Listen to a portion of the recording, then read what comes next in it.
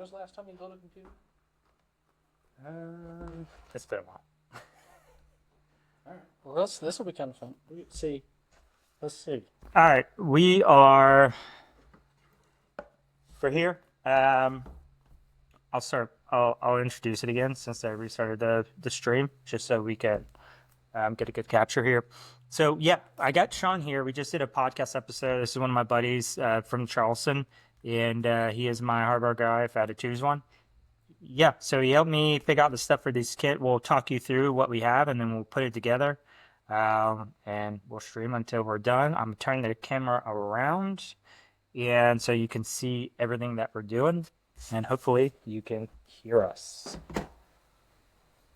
We'll keep an eye on the chat. So you guys see all the hacker vibes going on here. Lots of cords. Lots and lots of cords everywhere. I guess I don't need this. This should come off. Get that out the way. Then we only have to deal with this. And we can wrap that around. Alright. So I think we got a little bit of crooked action here.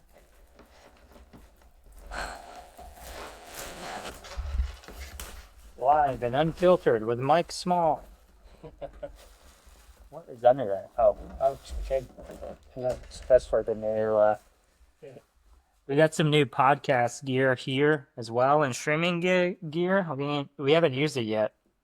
Next week, we don't have time to figure that out. One problem at a time today. Let me turn the filter or the autofocus off again. I'm gonna try to focus on everyone. So let me think about this. The upload is accessible. Perfect. Okay, cool. Okay. So this is Sean. Say hi. Go ahead. Take the steering wheel, bro. Okay, all right, yeah. So I think we first go through our actual hardware, what we chose, and well, the first thing is this is going to be a streaming computer. Right.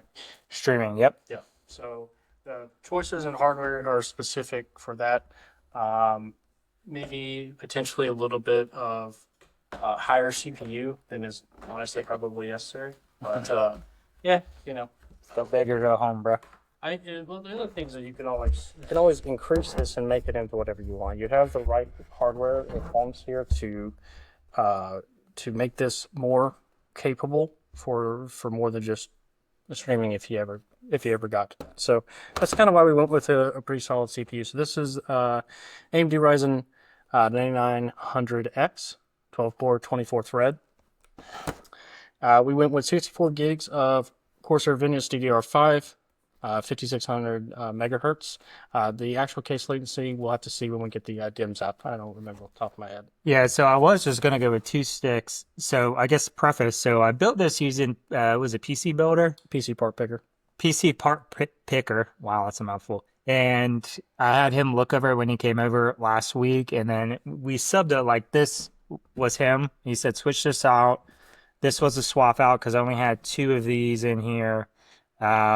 And he'll tell you more about why he chose this when we put it in, I guess, but he has his reasons. And then I think this was different as well, from what I had. I think we switched out the power supply. I think so. Other than that, I think everything else was okay. Okay. Did you go with the 4-down kit here? Yeah, it's supposed to be. Okay. Yeah. 4x16, I think. Yes, it should be. Yeah. Yeah. Okay. So we've also got 2 terabyte NVMe SSD. It's we're looking at it's PCIe 4. It's what, 2 terabytes? Mm-hmm. Yeah. Yeah. So PCIe Gen 4. Our motherboard may or may not have a Gen 5 slot on it. Probably doesn't. So that's the hard drive SSD. This is the memory that we have. Yeah, here's the processor. And we'll show the rest of it. This thing actually does have PCI Express 5 now. So you see the benefit to do that is that you have future upgrade capability. However, storage like that isn't going to make any difference between 4 and 5. Someone's going to tell me I'm wrong, and it might have a small difference, but not enough though. Please go in the comments and talk crap to Sean and teach him, because he teaches me with hardware. I don't know what I'm doing with hardware. I can put it together. I did this in high school actually. So my first computer job, I got a job at a local computer repair shop. Yeah. The guy was friends with my granddad. They were poker buddies. They played Awesome. poker games together. And I was like, all right, I'm gonna go to school for computer science. I was wondering if I could, like, hang out and learn some stuff. He was like, yeah, sure. And the very first day, and I told you this story, very first day, he put stuff on the table just like this and said, hey, we got a PC order. I need you to put this together. Can you do that? I was like, sure. And I had never built a thing in my life, a PC. And so I read all the manuals and did the best I could, because this is back in mid 2000s. Yeah, so a long time ago. That's when building was I don't know. I think it was simpler. When the hard drives are like 16 gigabytes, they're the Bigfoot drives is what we call them. But yeah, I put it together, crossed my fingers that the dang thing worked. It worked. Nothing sparked or caught on fire. You'd have had the old school ribbon cable things. Yep, old school ribbon cables. Should know the name of those. I It's been too long. But Anyway, but yeah, so that was my experience, and I worked there for a couple of years. Learned a bunch, made a bunch of issues. I did a lot of things I wouldn't do to this day that were not necessarily the most secure. But yeah, so okay. So did you talk about all these items yet? You still got 3 more. Yeah, so we still got 3 more. We actually did go for GeForce RTX 5060. We're going for that just purely for the encoder and decoders. Where's it at? Show it on the camera. Yeah. Trying to show pictures of Everything. them in the camera. Yeah. So this is it. We changed the power supply, as you said. We have a Corsair CX750M. Should be more than sufficient for the power draw we're going to have with this computer. I think it said it was like right at 400 or right under 400. We've got ample headroom, and it's not too low that the efficiency of the power supply should really be affected. 80 plus bronze, so just should be a good solid. So say that again. You say 80 plus what? 80 plus bronze. You can see it here, but you can also see it in the corner here. This is basically the power efficiency rating. So it goes bronze, silver, gold, platinum, titanium. Platinum or titanium is the last 2. When would you do that? Just like a server rack, you'd want to be more Servers tend efficient? to, yeah, I see the really higher, so some servers will have higher end ones. And so like you'll see like titanium power supplies sometimes, or platinum ones in servers. I actually don't remember if platinum is level. I'm pretty sure titanium is. I see it in servers sometimes. In other cases, you may, however, one thing to note is just because it has that on there does not mean it is a good power supply or that it will actually sustain proper loads or have really good response for highly transient power. So like with the 5090, it can jump in power usage really drastically. Oh, really? Right? Oh yeah. That thing, such power. But it's possibly its second main purpose in life. And certain power supplies may not be able to handle that, and they will actually kind of brown out or fail, or just like it'll cause a blip in the power, and your system will talk. It'll blip as well. And so this by itself is not sufficient to tell. There's a few things you can do. You can go and look at actual reviews that actually use power testing equipment to actually test the capability and its response time to make sure that drastic increase in load, again, not exceeding the normal rated limits or getting kind of close to the edge. Because with anything, you never really want to get close to the edge. You want a little bit of buffer. You really shouldn't be running it at red line the entire time. That's not good for really anything. Right. But something also to note is just like it can underperform, they can overperform. So in certain cases, power supplies that may be rated for, don't do this, but may be rated for like 750 may actually perform significantly above that. So we do see that. It may not do that for a long time, but it may be able to sustain short bursts of it, or it can hold it for a little while, and then it'll eventually taper off. But most of the time, your computer won't sustain loads like that for very long. So while you could do that, you should not. It's a bad idea. Power is the one thing you don't want to play around with. Question. Yeah. So in your time with hardware, have you ever shot CPUs off of motherboards? Like burning them? Like you can shoot them off of them. Oh, with the little clippy thing? I don't remember how we used to do it. We'd take like old motherboards we had to swap out if we had to do like a new, like just replace stuff. And yeah, you could like give it power, overheat this stuff, and it would. Oh, that's actually when you like explode the package or something. I have never heard nor seen that. I assume it's possible. Sounds like a video opportunity.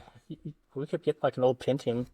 You know what? Some of the like old school Pentiums with the actual instead of LGA, it would be the OL. There's a date for it. I can't remember the socket type, but it's the ones that have the problems on the bottom of CPUs. AMD used to have them. They don't have them anymore? No, those are What? Yeah, AMDs are LGA, so land grid array, I believe is what it stands for. But so they're pads, and so the actual socket in the motherboard has the pins, they're gold little hooks that are kind of like this, for kind of really hard to see. And as you press the CPU down, it actually does that and creates a contact. That's actually why it's hooked, so that it makes good contact. Interesting. Right? Yeah, that's what that's for.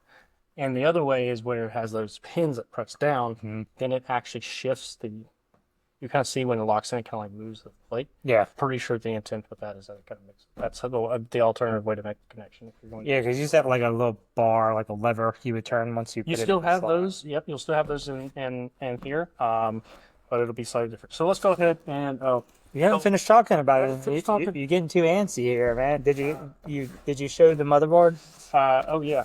So the motherboard is X870E Taichi Lite. This is a solid board. Has the features we want. Yeah. Looks cool. Yep. It also has a fairly nice color scheme, and we like that. So this and one more. We still have to show the case. Yeah. Yes.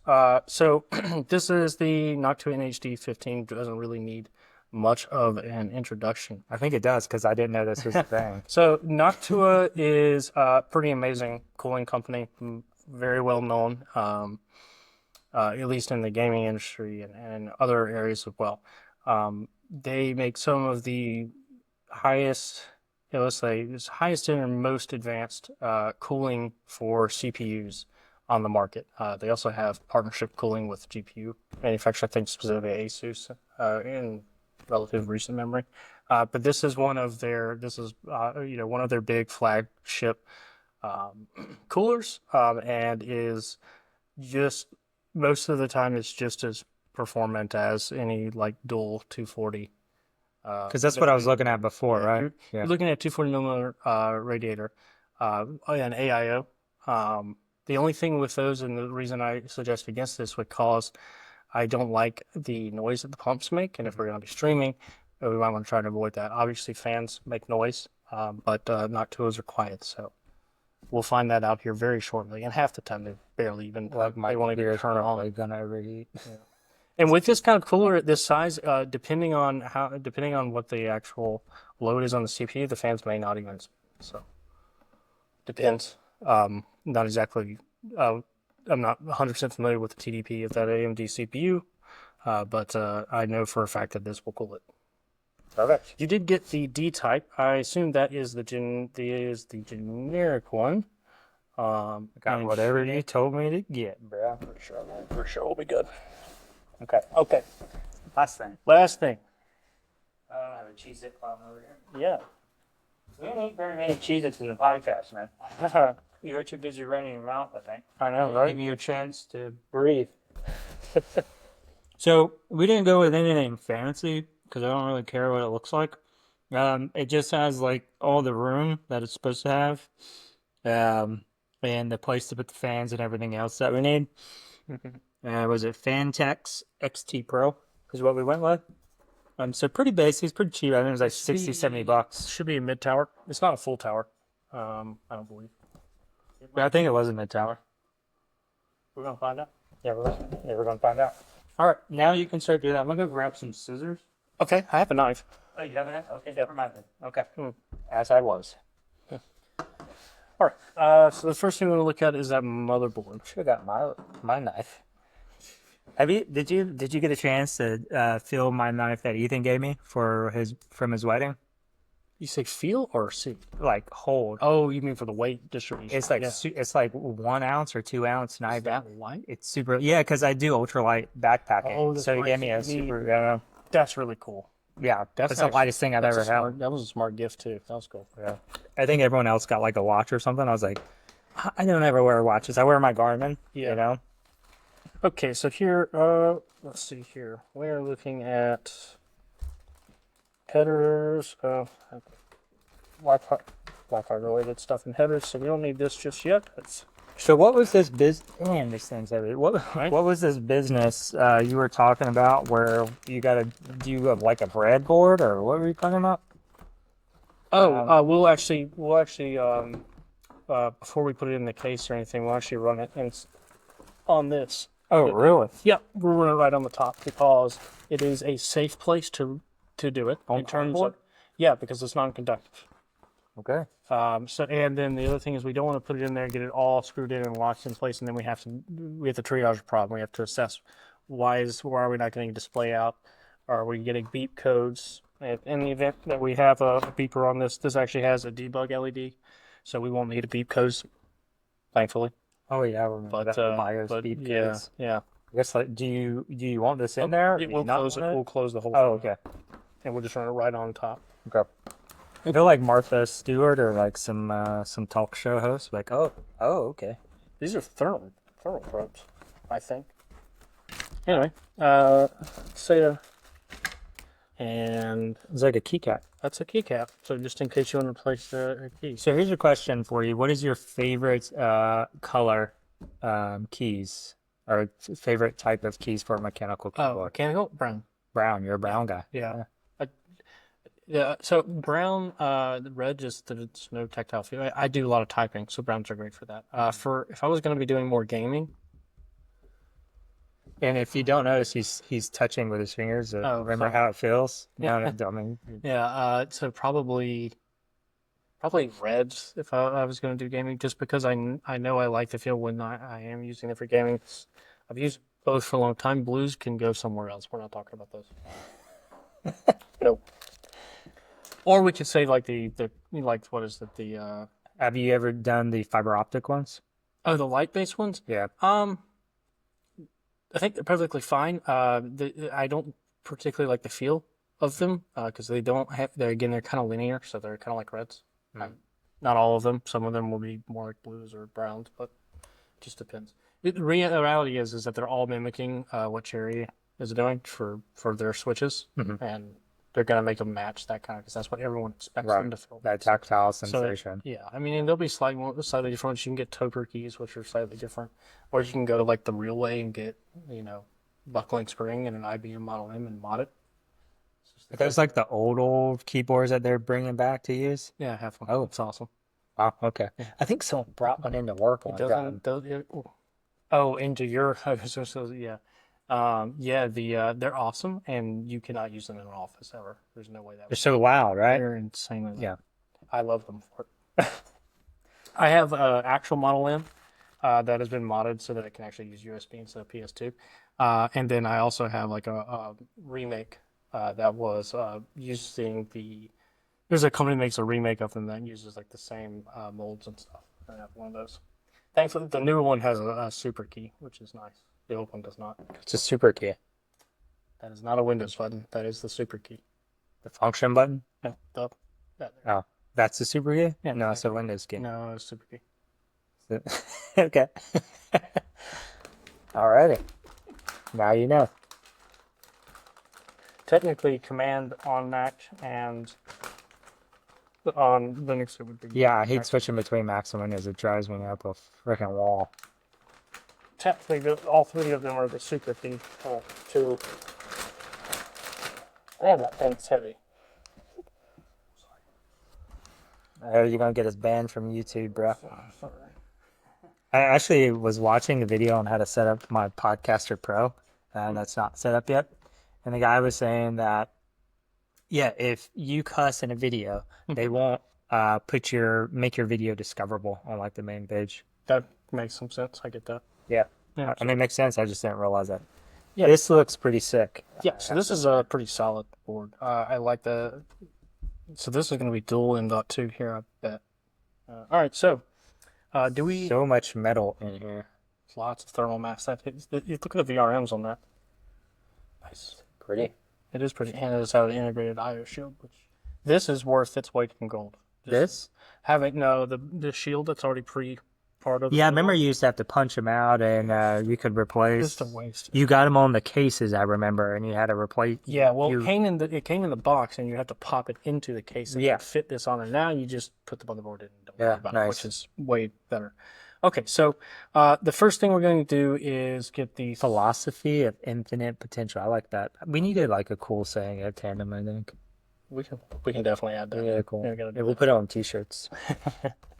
All right, what do you want next? Let's get the CPU here. I guess we can show what this kind of looks up without breaking it. Yeah, you can lift it up. So it is legitimately pretty heavy. It's got to be a few pounds at least. Yeah, there's a lot of metal on that, and the motherboard stuff is fairly thick. She's a thick one. And I've seen. This says net weight is 1,700 grams. So for the box, however many. ChatGPT, how much is 1,700 grams? 2 pounds. I'm gonna ask ChatGPT right now. Well, actually, it sucks at conversions, doesn't it? It's not particularly good at math in general.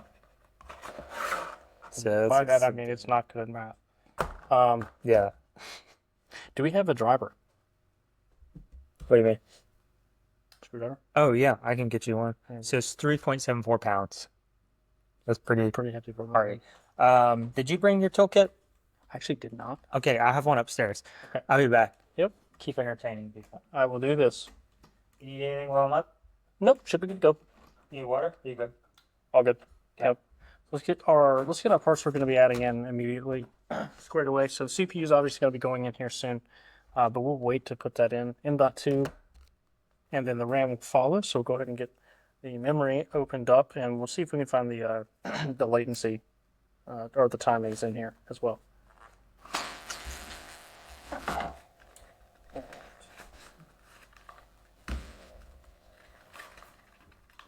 Okay.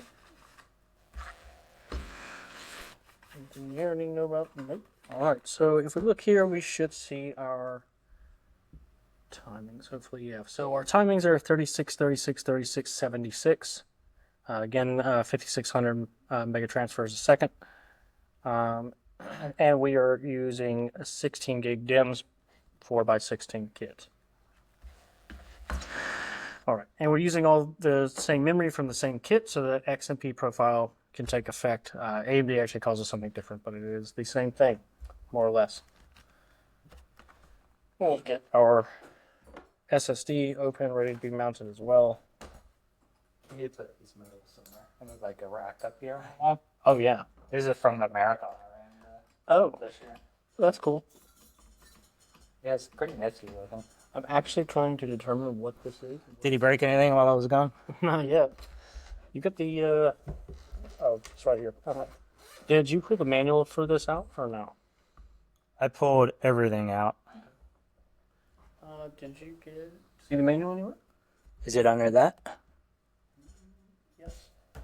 Perfect. So here's my old school kit I've had for some time. Very nice. I just want to see what they say specifically about that slot there, because that's kind of interesting for me. All right. Second, and the CPU mounting instructions. That's quick installation. Oh, so they don't actually come with real manuals anymore. So that's annoying. Oh, that's us talking. Apparently they don't come with real manuals anymore. Wow. Sounds about right. Yeah. I just want to know what this is actually for, because I'm not sure if this is actually meant to be the M.2 slot or if they want us to be using these. And I want to use the one that is... So you're talking about for the hard drive? Yeah, yep, for that SSD over there. So we've got an X870 Oh, yeah, that's so good. G Lite. Now let's go ahead and pull this manual up. This should be the E Type G Lite. Oh, got it here. And let's just make sure we have. What the heck is these are very tiny. This must be for like a receiver or something for Wi-Fi maybe. That or something like thermal probe or something like that, potentially. We'll look it up and we'll find out. I think this is probably the fanciest Motherboard. motherboard I've had. Okay, so yeah, those are multi-layer M.2 heatsink, M.2 bottom heatsink. What is 2? 2 is classed as enlarged M.2 heatsink. Okay. And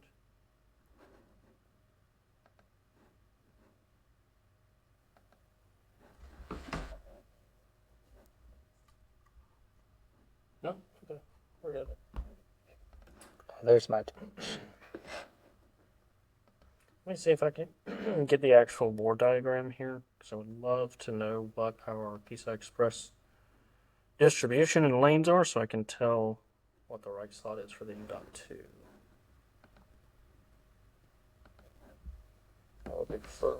So let's go over here, support, and we're going to look for manual, and we want the user manual. I didn't realize I actually had an overlay. So I was looking at overlays today. This is like a police line overlay. I saw that. I thought it was pretty funny. I need to get like a hacker chic, Yeah. nice overlay. Gotta represent the peeps. Okay, so yeah, we should have motherboard layout here. Yeah, I looked when I was getting the hard drive. I was like, where do you put these new like solid state drives? But yeah, I see the little clips here for the memory, and then I think it was under one of these. There's 4 slots, so there's one here, 2 here, 1 there. This is 1, this is 3, 4, and that's 2. For SSD. Yeah, you can have 4 on this board. What Yep. is it? Do you know? And I know you're looking this up, and you may not. Is there any advantage to putting them in? I imagine this is where you want to put your primary, your first one, because it's It separate. depends. It depends actually. So it depends on how the PCI Express lanes are allocated within the board itself. So usually we look for a block diagram for that, for the basically, and it'll show you how the distribution of PCI Express lanes are done. Because sometimes these will be running through the chipset, and that's a shared bus going back to the CPU. It's a wide bus, but still a shared bus, or sometimes it's wider. And then these may or may not. So whichever one is going directly to the CPU is the one we want. There may be multiple. We have to see in the block diagram to tell. And we have to hope that they have a block diagram in the manual to tell us. And there's our block diagram. So now we have to read our block diagram. Okay. You want to show the block diagram to the screen? Yeah, I can kind of do that. I have like a nice little cowlick in there. So this is kind of hard to read, but from here. But if you looked at the manual and you scroll down, you would eventually get to the block diagram. This is basically tells you how PCI Express lanes are allocated throughout. It looks like a circuit board diagram kind of. In a way, it's a very layman's version of that.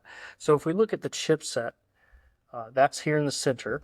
All right. So there's no real way for me to show them this. Here, I'll come over there so I can. Yeah. Because I want you to explain this because I suck with it. Okay, so yeah, so we've got the actual CPU will be here. Yeah. All right, and then that actually exposes PCI Express lanes to the chipset, and then it'll also expose lanes to the secondary chipset apparently. So either that or they're just continuing the trend. So either way, this is the chipset stuff, and then this is actually the processor. Is there a limit to a number of items per chipset, or are these just used to organize the different channels that are feeding to the CPU? So it's so the chipset generally handles things like the back I/O, and I/O that is used on the motherboard here, so like front USB, audio, USB 3, USB. Type C may or may not be probably not for probably USB 3, and then another USB 3. So like all of this kind of stuff, or like RGB LED and stuff, that's going to go through the chipset generally, almost always, and that's because it basically hosts all the controllers. So like the USB controller, the Ethernet controller, and things like that. In certain cases, those may be directly tied to the CPU. So like, it really depends. Each motherboard is going to be slightly different in where it's going. You can add it, so motherboard manufacturer may add or subtract just anything they want from behind the chipset depending on what they're trying to accomplish with the board. Um, so it really just depends, and the best thing to do is check the block diagram. Like if you want to do it right, you should check the block diagram. So we're actually going to look here, and we're going to look at the CPU part because the reason we want to put the SSD there is because that's directly to the CPU. It doesn't have to go over a hop. So just like in networking, instead of having to go through what is essentially a switch, it goes directly to the CPU electrically. It's faster. So we actually want M.2_1, and that is this one. So Okay. now we know where we're going to put that. So that's good. We don't really have to look at this anymore. Okay. Yep, I've never done that before. And this will definitely be. So here's a question. So I saw that there were USB. I didn't see any 4s. I saw 3s and 2s, or 3.2s and 2s. Why do they mix them now? Why not just have all 3s? Yeah, so the USB IF, the USB implementation or implementers form, might be implementation form. They name USB in two ways, yeah. So they have what is basically the engineering name, and they may refer to it as something else, but it's basically the engineering name. And then they have what is essentially the public name.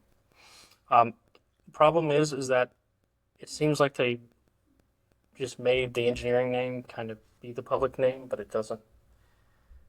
So they've done a lot of stuff with the actual version numbers and stuff and rolled things back and basically moved it, shifted forward and left and right, up and down. Is this with minor versions or?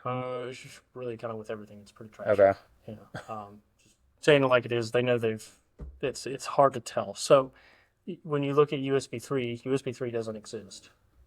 It's actually USB, I think 3.2 Gen 1 now. And you have 3.2 Gen 2 by 2. Or it might be 1 by 2. You see, it's horrible. Yeah, that's bizarre. It's completely ridiculous. And then the actual one that everyone really wants is USB 4 because it's just Thunderbolt. Really? Yeah. USB 4 is Thunderbolt compatible. That's It interesting. is not technically Thunderbolt certified. However, it is Thunderbolt. It may actually be partially Thunderbolt certified because there's to get the full certification, you have to go to Intel. However much longer they're going to exist. But So it has to go through some sort of audit. Sorry, I'm trying to. yeah, it's kind of like it's okay. It's kind of like how G-Sync displays that work with the NVIDIA GPUs have to go through an audit. Same thing. Yeah. Okay. Yeah. So we're gonna go ahead and get our memory in, and we can do the CPU right after. So explain why we went with 4 instead of the 2 that I was going to do. So, I'm not exactly sure if in this case it is true. I'm getting this from the wrong side. But depending on the amount of channels or memory channels your motherboard supports or your CPU and your motherboard has, it will determine basically the speed of the system or the speed of the memory, because if this is a dual memory channel configuration, that means 2 slots per channel, right? Okay. So if this is a 4-channel memory, that means 1 slot per channel, right? Well, that's literally an entire bus that would be missed if we didn't use those slots. Now, in our case, we actually may be able to look at the block diagram and determine if that is necessary. So if we look at the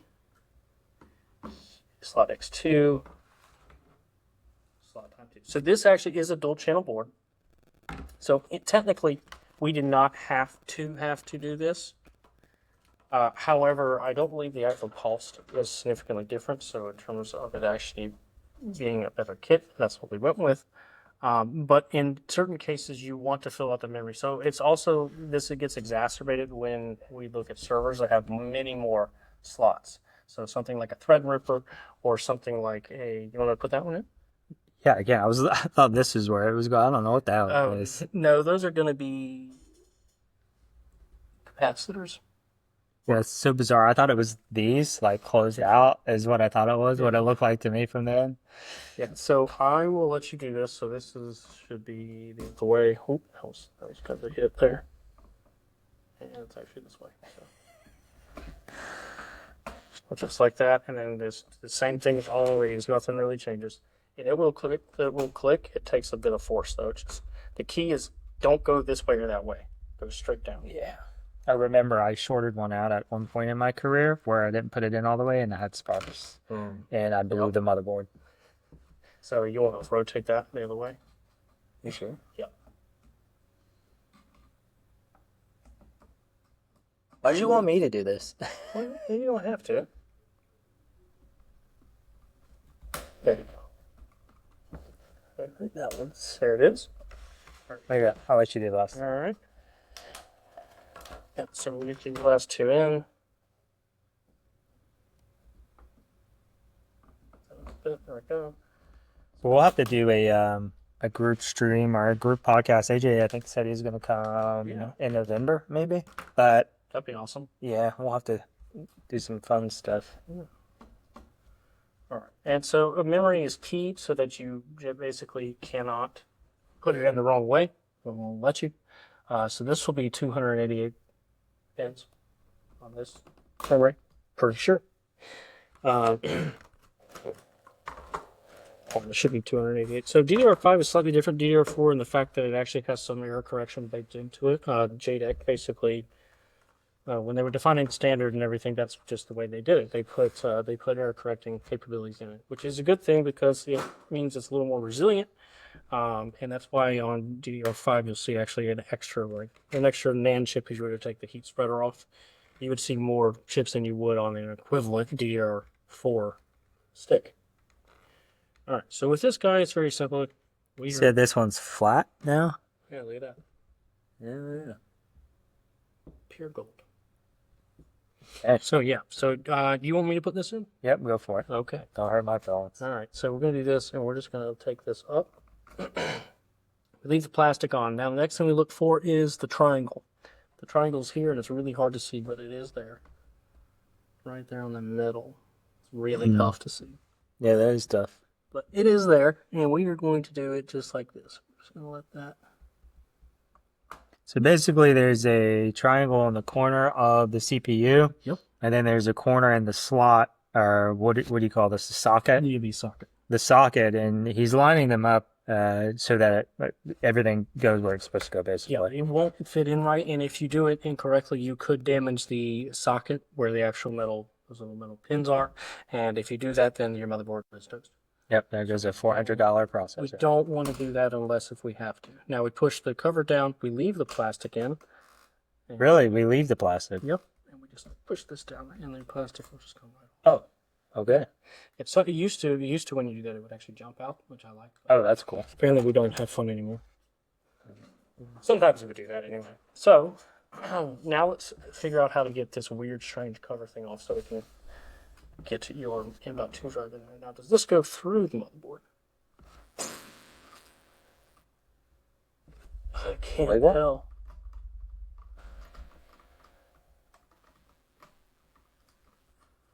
Fairly tough to tell. Cannot tell. Man, it doesn't twist. Yeah. I don't know how they... Oh, I think there's like a switch under. How is it? Oh, there is, isn't it? Well, that's actually for the M.2 drive, I think. Or maybe. Oh. I have never seen anyone do this on one before. So, let's see if this thing has anything about that. If not, I will look up. I have the manual open. And the reason why I'm referring to the manual and not trying to brute force things, because otherwise you may end up breaking it, and that is not the goal. Okay, I'll stop. Oh, you're fine. Yeah, it almost looks like it's a spring mechanism here, but it might not be. It should be. It didn't have it in there? It should be something we can get off fairly simply. It may be that there's actually a screw enough. It's kind of what I was thinking for earlier when I was tilting it. So I looked straight down there. But there is no screw in that exact position over here. So that's, the thing. So let's look at the manual. Yeah, it just covers the freaking CPU. You'd say. Let's see if I can look at the thing here and get us in. Basically, it says we're dumb because we can't figure it out. So how does that feel?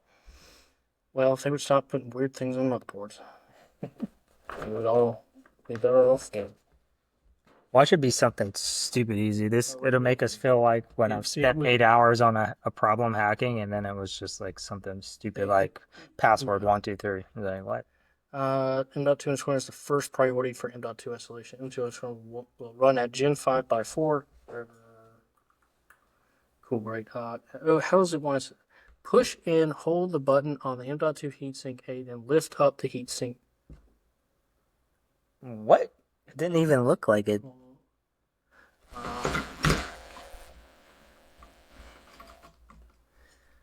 Push and hold the button on the top of the M.2 heatsink A, then lift up the heatsink B, and move it in the direction shown. So push it down and then you are lying to me. I believe that thing is what it's saying. Oh, I see it. It's a slide. Oh, so it was a mix. So it was. There was like a weird thing there. Congrats, Sean figured it out. So how the hell did you get it off? Yeah. Let me see the bottom of it. So actually, it's a sliding. Could put arrow on there, guys. I bet there is. There is not. I would. There might be, maybe on the edges. I haven't seen one. Anyway. All right, so that's that. So now we can get our M.2 To your left. Yeah, they say oftentimes in just IT in general, read the FM manual. It was not in the manual that they provided, so we had to go out of our way to get a manual. Do better. I think they really should be forced to actually put the full manual in there, but I guess if we're saving trees. Yeah, that's where I was going with it, but it's kind of like now they don't give you driver discs or driver anything. You have to download it. You have to pray that Windows actually has the right Wi-Fi drivers, otherwise you're screwed. Just what. Or that. It's the reality. That is actually a thing that can happen. That's pretty rare though. So I'm putting an M.2 SSD in. It's kind of hard to. There's no real easy way for me to show you guys, but essentially, actually, this camera moves. I can lift it up. Here we go. Well, if I unbutton this... I got it. I was able to lift it up. I was thinking about this earlier. We should have probably had it where I'm like zooming in. Yeah. Well, anyway, essentially... Yeah, so I can actually just wait a little bit. And there's no camera. Okay, no lighting. There we go. So if we look here, within the slot, right, you'll have a key. It'll be keyed, kind of just like memory over here, and the CPU. It's all keyed. And so you just basically get it where it's fitting through or fitting into the slot just a little bit, and then you'll end up actually just giving it a little push, and it'll kind of click in just like a stick of gum. Now, first thing we actually have to do is, so there's actually a thermal pad under here, so we're going to take that off. We can get the... Probably put up this light for us. Sure. We'll take our little tape cover for the thermal pad off. We will now actually reinsert our SSD into the M.2 slot. Again, we're choosing a slot that has the highest priority for the CPU that's connected directly to the CPU. There may be more than one slot that is actually connected directly to the CPU, but not always. So you have to check. You have to check. So with this guy, does it intend us to move it around so that... I think this is a case where like you need a camera, like two different cameras, because I have autofocus off. I should probably turn it on whenever I pull this over. I'll actually do that. I'll turn autofocus on. Yeah, so one other thing to note with these is that they actually, so newer motherboards are doing this where they have kind of what I would say is like kind of complicated M.2 slots where they used to be you just had a screw and you screwed it in and that was nice. And now you have these little plasticky things that may or may not break in the future that you actually like slide over to lock the SSD in place, which is, a thing that we now do. Can you see? Yeah, it should be good to go now. Yep, we're good. It's not moving. So basically, it was up at an angle right after he put it in there, and he had to put some over to keep it in place. Plastic piece, basically, right where the tip of my finger is, that just kind of rotates, and then it covers the back of the M.2 module or the SSD, and it'll just keep it in place. Kind of looks like a light switch in case you can't see it. Now we're going to put our heat sink back on. Again, we're going to remove the tape that's covering the thermal pad. So note Everything has thermal stuff on it. So actually, yeah, in insert, so it's actually really complicated with SSDs in terms of thermals because if you cool them too much, they lose performance. If you cool them not enough, they obviously lose performance. So it's a bit of again a more. There's a little more going on with them. However, having actual having thermals on M.2 SSDs is definitely recommended nowadays, especially with PCI Express 4 and 5 ones because they do heat up. And if you don't have airflow or some kind of, if you don't at the minimum have airflow going over them, then it's going to be a problem. Or at least it could degrade performance and potentially the longevity of the SSD if it's actually fairly high temperature. Okay, so at this point, we have our storage, we have our memory, and we have our CPU. The only thing we are missing at this point is the GPU. And I guess the heatsink, but we can actually test it without the heatsink for a short period of time. Don't blow my shit up, man. Well, it may actually do memory training, so we should probably put the heatsink on there. You used to be able to get away with that for longer, but with newer motherboards and stuff, they do a lot more with memory and training it than they used to, so things aren't just instant. What are you even saying? Memory and training? What are you talking about? So the Sounds like an AI model. Yeah, the memory. So essentially, a motherboard goes through a training process with the memory when it boots. Oh, interesting. It's a thing.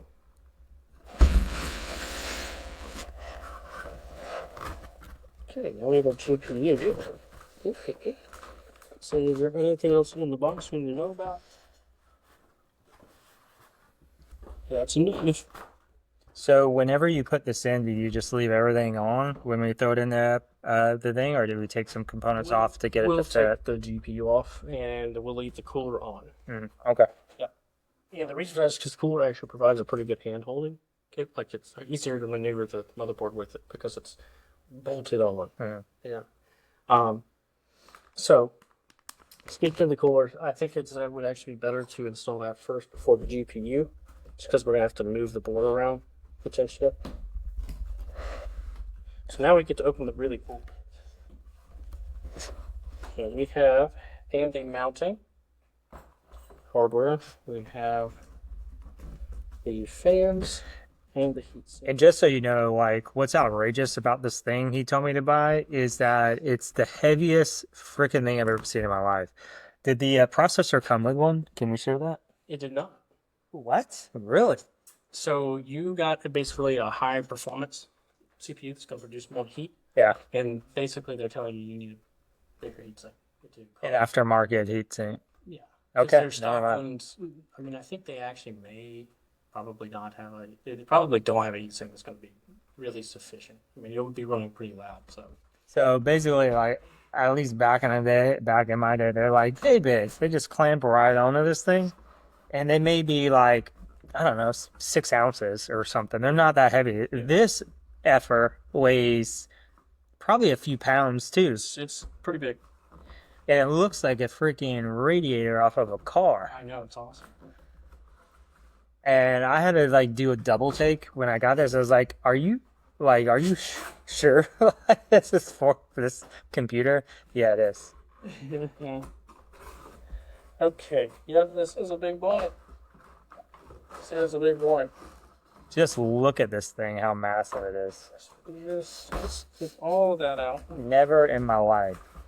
And I guess give some backstory why I chose to build something versus buy. One, makes good content.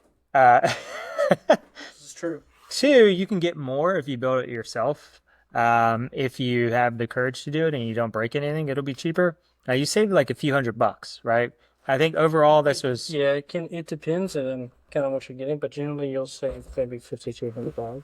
So how much would you think all of this was off the rep? Like if you got this in something like, say, an Alienware or like a Omen or something like that. Probably for like an Alienware and Omen, I mean, You should. It would probably be at least $100 to $200 more, I'd imagine. Those are pricey brands. Because I was looking at stuff. So one, I went and got the RAM I got here, so 64 gigs. They kind of topped out at 32 without having to pay over maybe $3,000 for it. And then the hard drives were 500 gigs to 1 terabyte. This is 2 terabytes. And yeah, you just weren't getting a lot. So I think overall this bill was like between $1,600 and $1,700. We got a ton for what we were investing in. And some of it I saved on the case. Like I could have paid a few $100 for a really nice case. We didn't care. So we put the money into pretty much everything else. Yeah.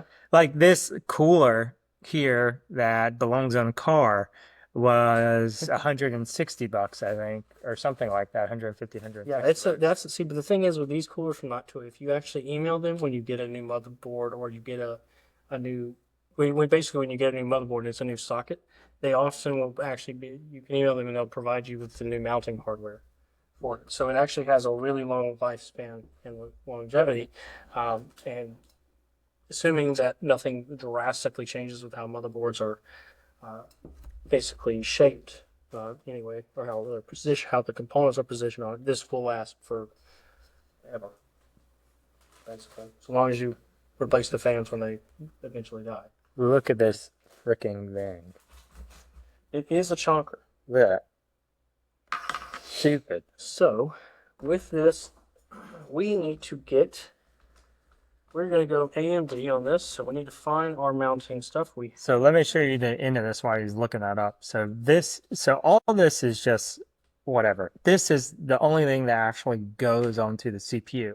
All the rest of it is simply to get the heat to radiate off of it and cool it down. So this thing, it just has fans everywhere, and it's for air circulation. To optimize the airflow and cooling. So the fin density is basically Noctua has gone through a bunch of basically fluid simulations. Air is actually classed as a fluid when they do these simulations, and they're basically trying to determine what is the most optimal fin configuration and fan type and heat pipe configuration with this this plate at the bottom, or basically the heat plate at the bottom. And through all that testing, they had determined that this is how they want this product to be, right? This is how it's going to dissipate heat by taking the heat from where the cooler touches the CPU through the heat pipes. It uses the heat pipes actually use what I believe is called capillary reaction. However, essentially, it is evaporating and then cooling, and it uses evaporative cooling. Yeah, I've never heard and then of that dissipates the heat up here. So it heats it up down here, basically turns into a gas, comes up here, cools and falls. So basically, how you make alcohol. Yeah, and to be clear, this is a really bad explanation of it, but essentially, it's kind of more or less how this works. So we learned how to distill alcohol. That's pretty much what you do. Yeah, something we definitely You heat it up, liquid, air, cool it off rapidly with ice, and boom, you have alcohol. Let's see, is this screwdriver going to be good enough for the seal? Nope, we're going to need something slightly thicker, boy. So we need mounting bar north, CPU is below, CPU is You heard it here first. Sean likes them thick. I'm going to grab something to drink while he's in that. You sure you don't want anything? All good. Take this. So what I'm doing right now is I'm removing the default mounting hardware that is provided with the motherboard. So there's 4 screws that are, and by mounting I mean the actual thing that helps assist the default cooler to mount to the motherboard. And these are little plastic pieces that basically screw into the motherboard on basically standoffs. And then these are, that's how you would mount a cooler. For AMD specific, I really dislike their default cooler mechanism where it has a lever that like forces it down on this plastic. I much prefer having an aftermarket one, almost just because it's significantly easier to actually mount. The default ones are kind of tough. Tastes like army coffee right there. Perfect. Liver coffee. Yeah. I'm over here yawning in front of everyone, so I was like, let me get rid of this. How's that bad? I actually slept in today. Usually I wake up at 4:30. 6. So we will do. Should be that once. So you took off some of the mounts here and to get ready for this monster. Yep. Required mounting parts AMD stock backplate pre-installed on motherboard, and we will use. This is literally the most complicated CPU fan I've ever seen in my life. Like literally, you used to just clip in. You just made sure like if you had the, you didn't like the thermal paste, just like it was on that metal paste, is how it was on the fan. Yeah. But like you said, I guess I got some beefy CPU and it needs some help. It needs a little more help than that. Yeah. I didn't realize I got something so crazy. It's not absolutely terrible by any means. It's just and to be clear, Now you change your tune. You said it was I good. changed my tune. I'm saying if you were about to spend that amount of money on an AIO, this is probably better. Because, and also again, we're streaming, so we want to kind of avoid a lot of noise. So we have a lot of factors that are playing into our decision making here. So we're going to do these guys here. So we use these little spacers to prevent shorts and this prevents the metal that will actually go on top of this. Was that screwdriver good? That's another one. Yes. Okay. Right here. Okay. And we have a north and a south piece. So south, north here. And north actually goes, based on this, to where the writing is on here. Or more actually, north. So this is actually going to go there. And they want us to use 7mm holes. So it should be these. There. This is like IKEA for computers. Basically. Well, that's the other thing, is that building computers is mostly just, if it fits, it ships. It's really overused. Yeah, and that's why I say I wouldn't do the things I did before now. You know, all the people, they say just as a professional, you don't pay for my time, you pay for my experience. All the time it took me to get the experience. And Yes. so you got to pay for all those things I busted and didn't do too well. You know, back then when you got malware on a system, it's just like, oh, just remove the malware file. And Yes. Yeah, that's going to work now. And not really. You've got so many things that, make that not possible. Really, the ones that kill me are the firmware ones where it actually gets like rootkits that really go deep. I have that on my list of things to do. That's on my dream board so I have a dream board of stuff I just want, like the ultra marathons on my dream It's board. on your ring board. Yeah, I did the mountaineering trip. I pulled that off. That was on the dream board.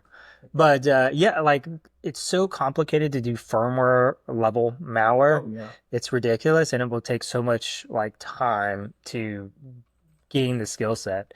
I mean, I basically spent a year learning to write malware and that utilizes Win APIs. There's so much to learn there. You have Win API data types, Win APIs in general, both documented, undocumented. Then you had to learn how to manipulate the data types with that, provide the correct parameters so that it executes. Then you start having to learn how to do AV evasion, EDR evasion as well in order for your stuff to actually work in the real world.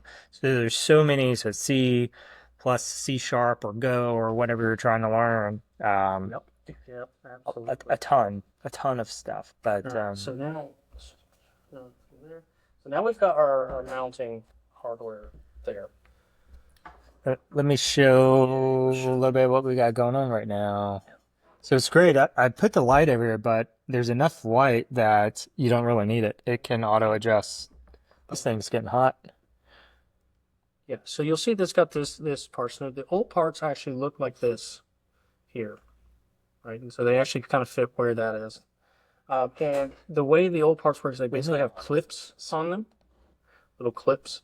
And there's like a lever on the stock coolers that AMD provides that essentially lever. You basically clip it on one side, and then it has a lever, and you pull it, and it goes, and it snaps down. I did very much dislike those ones. I always feel like I'm about to break the motherboard in half. I would rather something I could just screw in, know it's the right size, and put it down, and it works. Don't ever have to worry about it. So Yeah, I'm with you. It's just their mounting system was not. Look at the lighting. It auto adjusts the dim. I guess just Oh look, that's really good. like you don't even need Yeah. light. Because I started using light, I was getting more reflection. It was more difficult. Yeah. Yeah. Okay, so these are. So we're learning stuff. Neither one of us do any real streaming or any of this. We're just making stuff up. So like when AJ and I did our podcast, we would just try to learn something new every time. So that's pretty much what we're doing. So this is probably literally my 5th stream I've ever done. Mhm. So expect shit to break. Expect stuff to be stupid. So we may. That's the standard position, no offset. We chose offset. And then on AIM-4 CPUs, are there any compatibilities on position? There are more instructions in this manual, just so you know if you're watching this, than it was in our motherboard instructions. Oh yeah, the coolers, the way more. It's not. It's a good thing, not a bad thing. So if we're doing AIM-5, that's how they. You know, I like working with people who take their job seriously, and I would say these people take their job seriously. They're on it. We're actually going to move this. So this is actually in the orientation I have this here was on the -7 millimeter holes, which is actually an offset position. And I want to use the standard position. The instructions do not specifically guide. They guide us to. They guide us for AM4 CPUs. They don't say anything about AM5. So I'd rather use the standard positioning for now.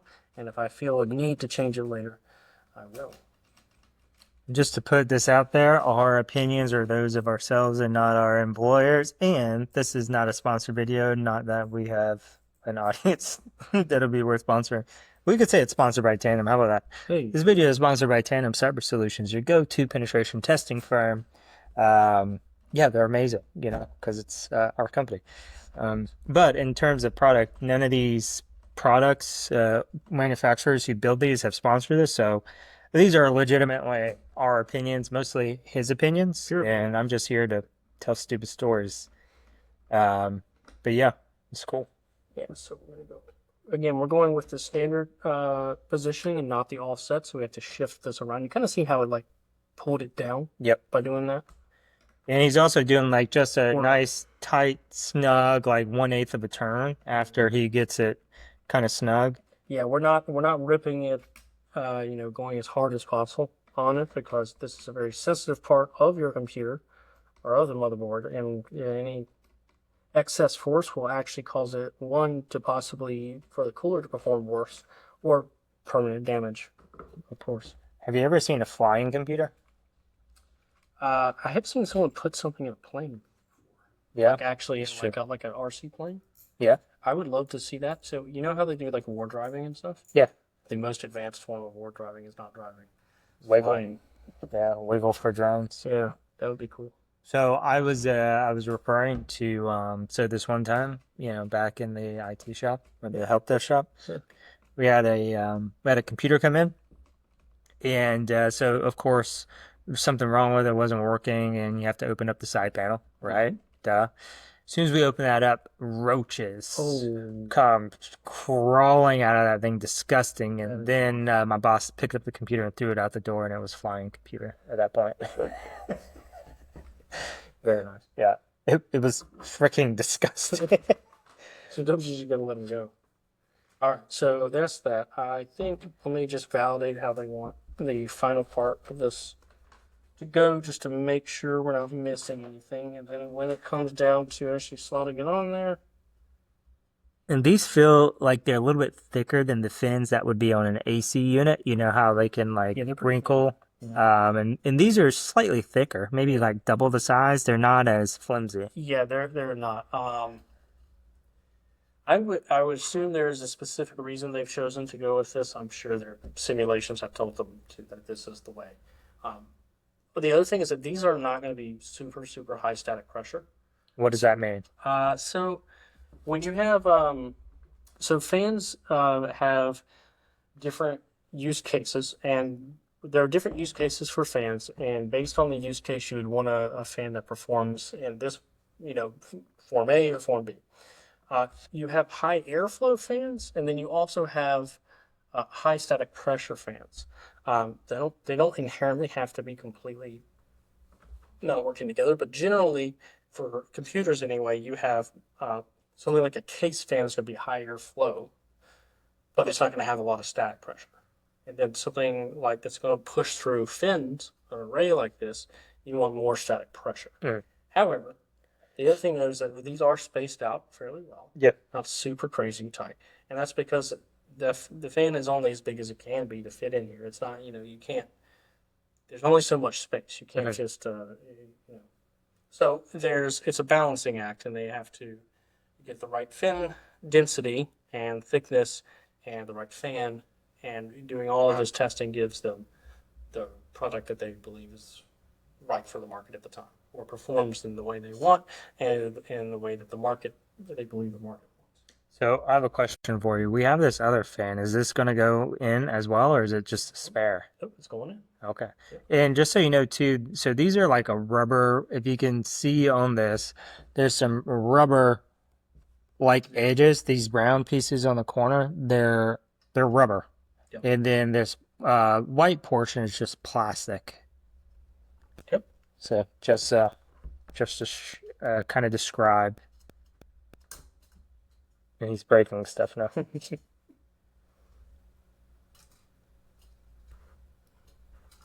Actually, just taking the fan off. If I can. This is the most over-engineered thing I've ever seen in my life. Quite engineered. This is German engineering. It's actually, if I'm not mistaken, Austrian. Oh, We can check. The box should say, is it? good thing I did Austrian accent. I'm pretty sure they were. Well, it's made in Taiwan, but that's not. They're out of somewhere else. I'm pretty sure it's Austrian. I thought. We can look it up and find out in a moment. But yeah, they're not from around here. Let me see the box. I'll See, I'll I know fact it says check. made in Taiwan, but there's actually they're actually Austria.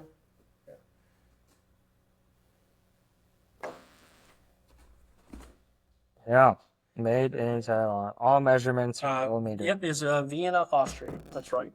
There you go. Is Arnold from Austria? Yep. Arnold? Arnold, get on the chopper. Okay, so now we are going to be doing. Weight is 980 grams, so it's less than 3 pounds for sure. The other one was how many grams? Something, 1,600 grams? Yeah. That's got to be more than a pound. There's no freaking way. I would say it feels more than a pound, but I don't know. Okay, so now we're going to put some thermal paste on and get this thing mounted. So The max acoustal noise, I can't talk, is 29.6 dB, decibels. there you go. So pretty quiet because a lot of the fans I looked at were over 30 decibels max. So yeah, pretty quiet. Oh, you probably want to see what he's doing. Let's bring you in closer. I need to get better. You could like multiple of the. Where now? There we go. So let me bring you a little bit closer so you can see he's put a couple of dots of thermal paste on it. Why this configuration? So it's there's a lot of people have particular beliefs about this. For larger CPUs, you'll want to put more, obviously, just for the coverage stuff. You don't necessarily have to do this pattern. This what they have recommended here. They also say you could just do kind of like a dot pattern there. Yeah. Okay. Yeah. Kind of Oh, hard. there you go. Now it's That's actually for the Intel side. Let's see if they have further based. Yeah. So if we look at here, specifically AM5, which is the CPU type that we have here, it actually calls for that. That's what Noctua says to do. And they actually do test thermal paste with their coolers to determine the way it performs best for them. Yeah, so if you look there, AM5. Again, you don't absolutely have to follow that, but it's not going to hurt to do it the way they say. And as long as you don't go way too much, you follow kind of their guide on about how much, you will be off to the races. No problem. I mean, this one little corner here looks a little wrinky, man. Are you sure that's enough? It will be.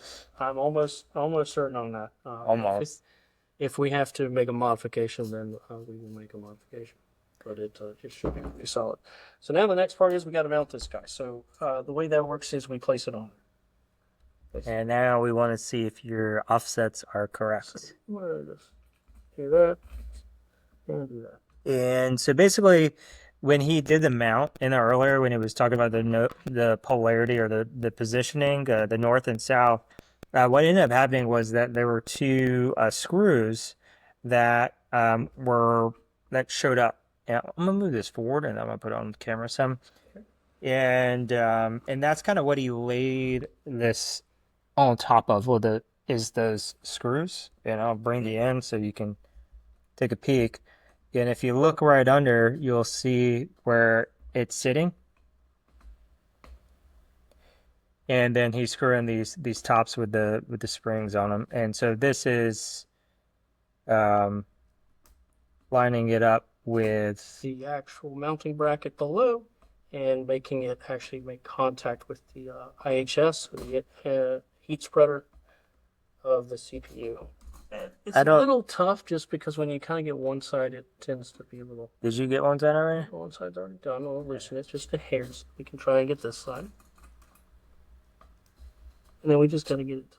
So he's trying to be careful too, I imagine, because he doesn't want to put too much pressure on the circuit board, which could cause issues, obviously. Yeah, I don't want to go too hard on it, but I also don't want to, I don't want to actually miss and stab your motherboard. Yeah. Right? Yeah, I don't want you to stab my motherboard either. That would be bad. So we just got to get this guy to comply, and eventually that will happen. Sound like a cop. Comply. We'll start some shit. Let's just see if I gotta get this thing to catch. Oh, you still haven't got it to catch yet? No, it gets Gina paying. I don't know if that's in or not. You want to... I think that's in. Let's go ahead and get that squared away. Yeah, that's in. Yep. So let me just go ahead and... Can you actually shoot that? If not, we can just wait to use this. Yeah. Are you sure you don't want me to get my drill? Because I hear drills are the best for circuit boards. Alright, I'll let you go. I'm using my climbing fingers to do this. Yeah, that works a little bit better with that Allen key. They've got mounting stuff down to like a fine science. It's pretty I would think it should be slightly longer, and then it would be easier. Or give it another few inches. That's what she said. But, you know. Alright. Well, let's validate the... So they have any kind of torque specifications. Now it sounds like a car. Did they say anything about that? So how much torque do you think you can generate with your hand and that thing? Probably more torque than I can generate with this, I'm sure. Probably, yeah, actually. With that. So you have more leverage. Yeah. I'm sure there's a car nerd up They stop and do not use excessive force. Yeah. Very well. Don't beast mode it. This is not a time to show off and be a beast. That was already stopped. Yep. This one, however. Probably need to go back and forth, I bet. We could have, but it looks pretty solid there. We will tell by virtue of looking at thermals in the event. Yes, we did go back and forth quite a bit though too, just so that everyone kind of knows. Tell me to shut up, move on, forget about it. It's fine. So a few other things to note is that actually on these fans they'll actually tell you the airflow. Could be good to know. So it's actually going to push it that way through. So how do you know which direction it should go on? Because actually, I feel like it doesn't matter. It actually does to some extent. So it depends on the direction and how you want your airflow in your case to work. So if we look at your actual case, we don't have to take it out or anything, but we look at it. There will be a picture on the side here, and you guys can't see this, but it looks like every other computer case in the world. I can show them. Oh yeah, we can do that. So you see how this back cutout is here? That's the IHS, or excuse me, that's not the IHS. That's the I/O shield for the motherboard will go here. So if we tell the fans to push this way, it will push out over through the back of the case, directly expelling hot air. So that's where we're going to go. So we want it pointing towards the rear of. Yeah, so we want it pointing towards the rear of the case, and that's because our case has an exit vent there, which will be like, it should be somewhere around like right in here. And this will just all push right through. Okay. Yep. I will say it's very distracting looking at the feed because the feed's so delayed. Yeah. I need to stop doing that. So we are. Because I do it to orient the camera, make sure I'm showing what I'm supposed to be, but then you got to wait like 10, 15 seconds to make sure it's showing. So we're going to slip this down. That's going to be painful, but we will succeed. I need to find my tripod for my snow globe. For your snow globe? Or snowball. Oh, yeah. Because this is the first time I brought this out. I usually keep it upstairs in the office. So I have an office downstairs and office upstairs. So downstairs is the podcast studio. So we have all these nice mics, but we didn't use them today because we don't want to have our mouths on these while we're just chit-chatting. So I brought the big, I forget what it is. It's not a condenser. It's like a specific type of mic. It's like omnidirectional, but that's not the one either. Well, yeah, I mean, they do have like omnidirectional ones, but that's not really the right name. There is actually, I think, a technical name for them, but I don't know. Yeah, so we got this so we didn't have to put our, have these mics close to our face so we can work. You keep that cable that way. Well, I'll put this in here. Okay. So.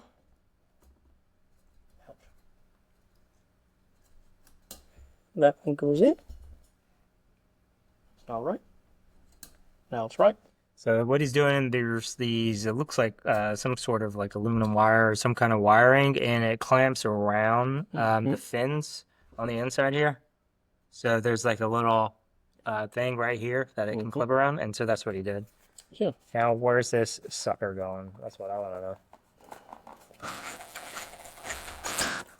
Hey, they're packaging. I see where the CPU fan goes because it's indicated on the motherboard. Yep. Now, one thing I'm also noting is that we need, there should be some more clips. So let's see if we have clips somewhere. We do. They're right here. They're actually bigger this time. Okay, and then let's do, so this is going to go that way.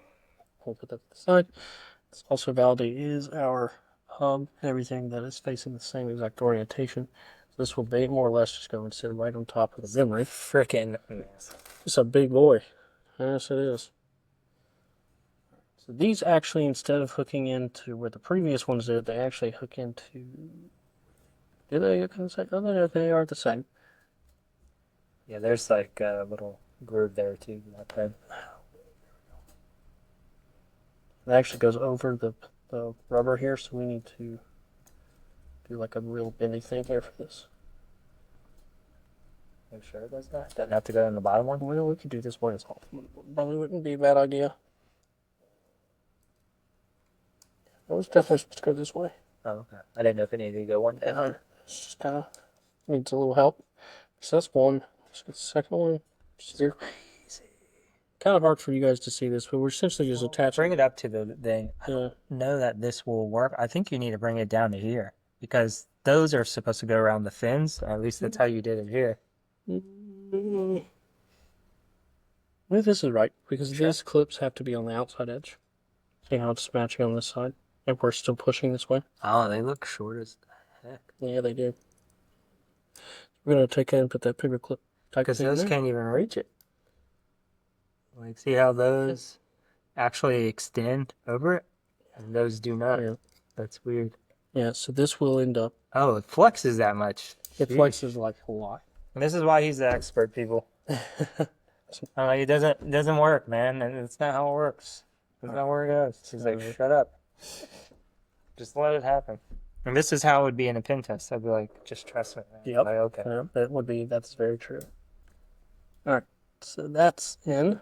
Let's just make sure that this is like even. Okay, this part's gonna be So you can tell he doesn't have OCD because he's not counting fins to make sure it's equidistance. Well, I'll look at it at the end, and if it looks wrong, I'll change it. That is wrong. Darn it. He's not a mass murderer. All right, we're going to go up a little bit. Right there. Boom. Perfect. Yep. Yep. Looks the same. It looks higher than the other one, though. It is higher. And the reason for that is because your memory Is in the way. about to touch it. Yeah. So that's also why you see how the actual fin structure is little. It's like beefier at here up. Well, that's give for you a gap. that's for memory clearance primarily, and then that just kind of gets you space. So let me show you what he's talking about here. So right here is I left the autofocus on, perfect. So right here is what he's talking about. There's a little cliff here where over here there's not. It's pretty flat. And that's because if it was down here, there wouldn't be any room for the memory to sit. It would be really close to the radiator. Yeah, and that's to be specific, if we actually look here in this memory, this is actually fairly reasonable in terms of height. There is like if you want to see like some of the our tallest memory sticks you can get are like Corsair Dominator Platinums. This is what I have on my computer, and Do you really? now I have like these little like crystal ones, so they're actually a little shorter, but like the old school, and they still sell them. The Dominator Platinums are like they're like that tall. They're wild. Great memory. Some of the best on the market. Also really expensive. Okay, so we're actually going to turn this. He's a baller, people. He is a baller. Mine just has. He's a professional. You know, I think we all have those things we'll spend money on. This is definitely true. Like me, it's hiking gear. And obviously computers, but I could have spent way more than I did. Well, you know. But I was like, oh, that's enough. Yes. I come in on like my server and stuff. I could have spent way more, but I was already. It was just same thing as like you don't need that much more. We'll be building a server at some point, I'm sure, for Tandem. Oh yes, we will. Well, we can't. We may either build or buy, depending on how we see fit. Buying would probably be smarter, but yeah, I've built servers before. I can do it again. He's the new technical person. He's replacing me because I'm letting everyone down. I don't think that's the case. You're focusing on more important stuff. Yeah. Or yeah. equally other things that need to be done. Yeah. You know. Yeah. Okay. So he can play, and I can do the boring shit now. You are going to tuck right under there because we're going to at least try to do some level of don't look bad, I guess. All right. So let me show you. Well, once you're done, I'll bring the camera over. Just kind of like don't want it to look bad if I can. But yeah, we'll be building a server to do some stuff for Tandem, which is going to be amazing. So we can, instead of putting it in the cloud, and we can do it locally. Keep it on prem. Keep it on-prem. You know, we're one of those people that say, buy cloud.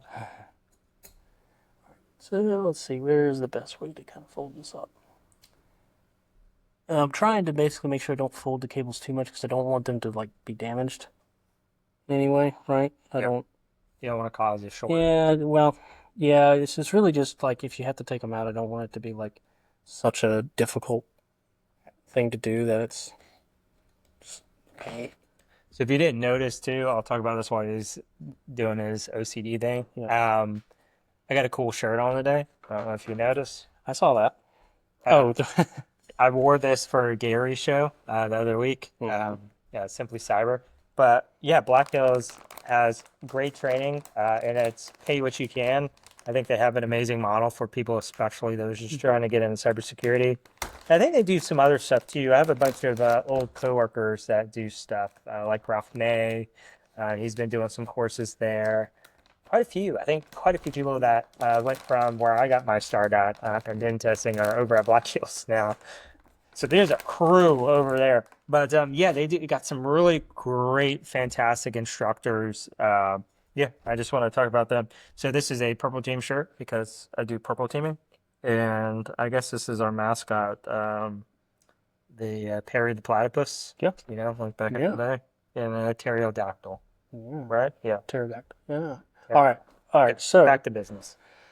Okay, so what we've got here is standard fare GPU, fairly reasonable one. Again, Oh. it's a 5060 RTX. Oh yeah, you Wait, one. So let's show what he was working on. Okay, so he nicely organized cables. He has a nice short right there. No, it looks great. And it's just the key is to get hopefully not it's not in the fans. Make sure none of your cables are going to be in your fans because that'll either cause them to overheat or you'll cut them or something like that. And then just kind of try to tuck them out of the way so at least it looks somewhat somewhat good. I will say that's the hardest part when you're building systems is learning how to organize the cables so it doesn't look like crap when you give it to your client. Yep, exactly. And there are tricks, and certain cases are better for it than others. So it will depend. So we look here. We have a 8-pin PCIe power connector on the top of this GPU. So that's the standard kind of old school connector. We're not using is it the 12 or 16 pin? I think So it's why do you think is it just the hot, like more premium versions of video cards are going to be using the newer version? it's Or the power draw.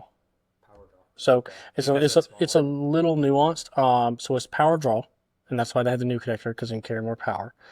It's it's also not necessarily required though. You could have just stuck more of these 8 pins, and for some AMD GPUs and some for some AMD GPUs they just stick 3 of them on there and then it's the same as it always was. Yeah. And it still provides the same just as much power as you would need for that tier GPU. The new connector is it's kind of gone through a few revisions. It's still not particularly well loved by the community because it likes to cause fires. So we don't like that. I don't want that. Now, to be clear, it has gotten slightly better. It still likes to cause fires because it is just kind of wasn't made very well, in my opinion. And to be clear, it does actually can cause fires. And the key is that you'll see there's a little lip here. Yeah. And you'll see that, and that's where that actual power connector clips in. On the 12-pin, it sometimes you'll get it, and it looks like it's all the way seated, and it's not. And then if it gets over time backs off a little bit and kind of wiggles out a little bit, it'll start to heat up because when the power is actually traversing, instead of it going over all the pins, all the spots it's supposed to, it might be flowing through just one of those pins. Ooh. And then you have, I don't know, what's the maximum power draw of a 5090? I think it's spiked somewhere right between 6 and 800 watts going just over a few pins. And that starts to create smoke. Yep. Sounds like a problem. So the old connector is my preferred because it doesn't like to burn. I'm going to rotate this. Yeah, so they can see. Camera. Oh, and then the other thing to look at here is that we actually have 2 distinct parts of the PCI Express. This is the actual connector, the male part, and then the female part is obviously down here and here. The thing to note is that actually all the power that goes through the PCI Express slot into cards is actually going through that small part. Oh, yeah. Really? That's all data. That's bus. Huh. Yep. And that's why when you see a 1x slot or in this case is 2 16x slots, it's actually the length of the slot. Now, to be clear, 16x is not the maximum size for PCI Express. You just don't ever see anything more than that. Consumer gear, they have 32 lane ones, and I think they may have 64, but I haven't actually looked at the spec to confirm. So it's not drawing power from the board, it's drawing power from this and then pushing power to the board? Or why is there power going through this then? Because some cards don't require external power because their draw is sufficiently low. But this one obviously doesn't because it has another. So it actually has 2 power sources. Gotcha. This will be used to some extent, and this will be used for most of it. Okay. Yeah. Yeah. So in certain network cards, they don't have power plugs on them when you plug them into a PCI Express slot, like a 10 gig card won't have. Yeah, that's old school. Yeah, they never. Yeah. And so why are you choosing this one versus the further away one? You're thinking closer to the CPU. It has less travel, so it should be better latency. Yeah. So it's actually this is a good thing to talk about is in this particular case with our block diagram, I have already confirmed that both of these slots are connected directly to the CPU. Realistically, if I was to put this here or there, it really wouldn't make a difference because even with heat.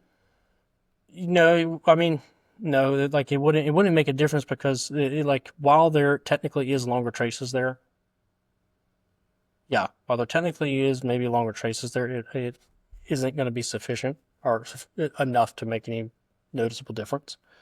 And that's primarily due again to like these being directly wired to the CPU. Now, normally all PCI Express slots are wired directly to the CPU, except for certain circumstances where they're not. So check your block diagram. Yeah, one of the things we always did was space them out because of like the heat. Oh, Trying yeah. to like open it Yeah. up and give it more airflow instead Yeah. of packing everything up. Yeah, so that's actually a very fine point. Nowadays, we don't use multi GPU setups except for training AIs and other simulation based things. Really, one's good. You don't. Well, it's not necessarily that you wouldn't want to have more. It's that we've determined that multiple GPUs does not work very well for gaming. Well, really very well for frame generation timing. Interesting. So depending on the way depending on the way it works and how you have what we'll just generically call SLI or crossfire or multi GPU. Yeah, SLI was what I was thinking of, like Yep. the little bridge you can connect them. Yeah, yeah. So what was discovered is that frame times were bad.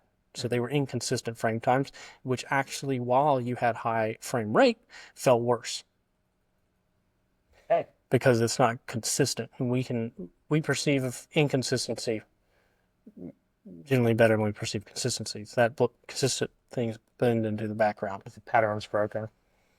Exactly. So the actual frame times would be worse. Now, the only company I've seen that has actually bucked this trend is Apple, with their on-die multi-GPU.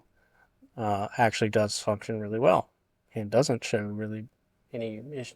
As far as we know, so far, doesn't show any frame time issues. Huh.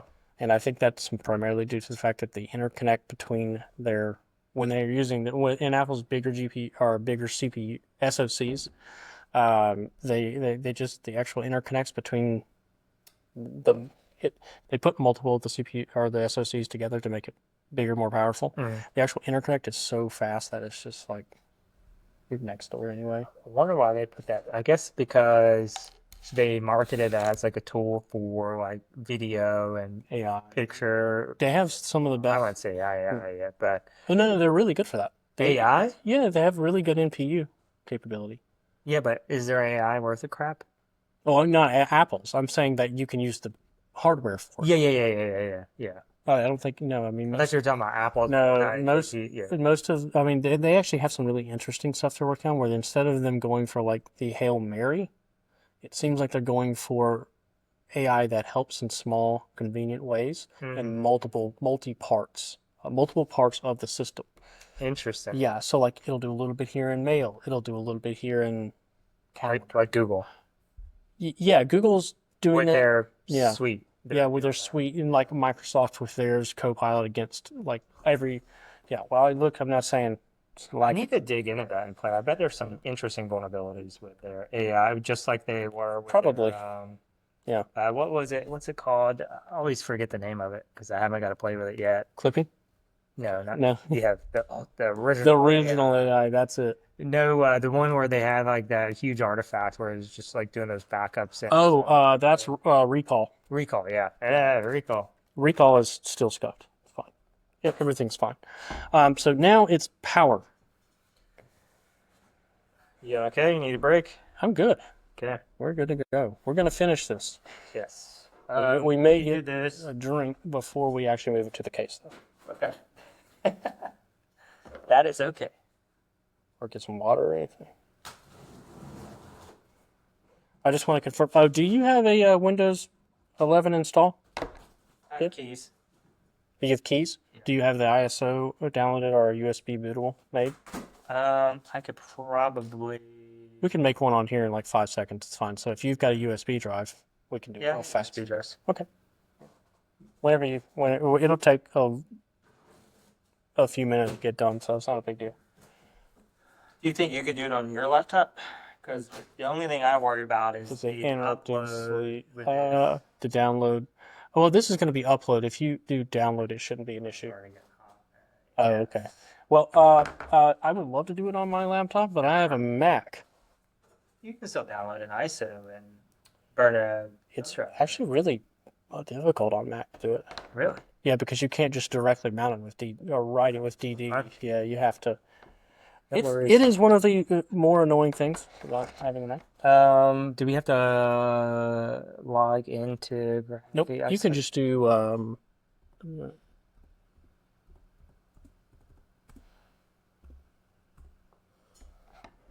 Yep, that guy. I clicked it. I swear. Okay. Download now. Yep. Okay. Oh, Actually, scroll down. this one. Just no, just do that. Create Windows 11 installation media. That's our guy. That's all we need. Oh, we use that. Yeah, it just does it for you. It makes life really easy. We'll need the flash drive. You gotta look up your password. I don't blame you. I don't know mine either. Passwordless. Let's go. I don't know mine either because if I know them, then they're too easy.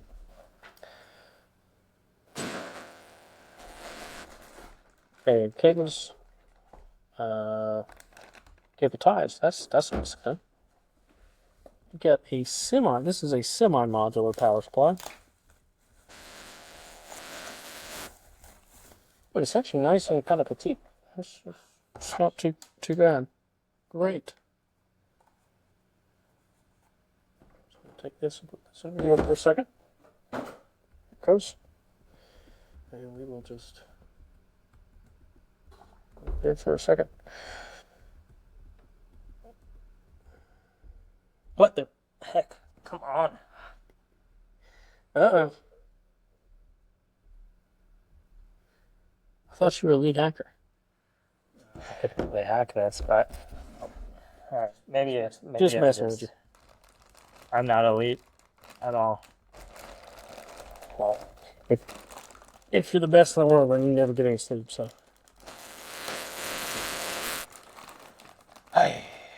Why is my password not working? This is annoying.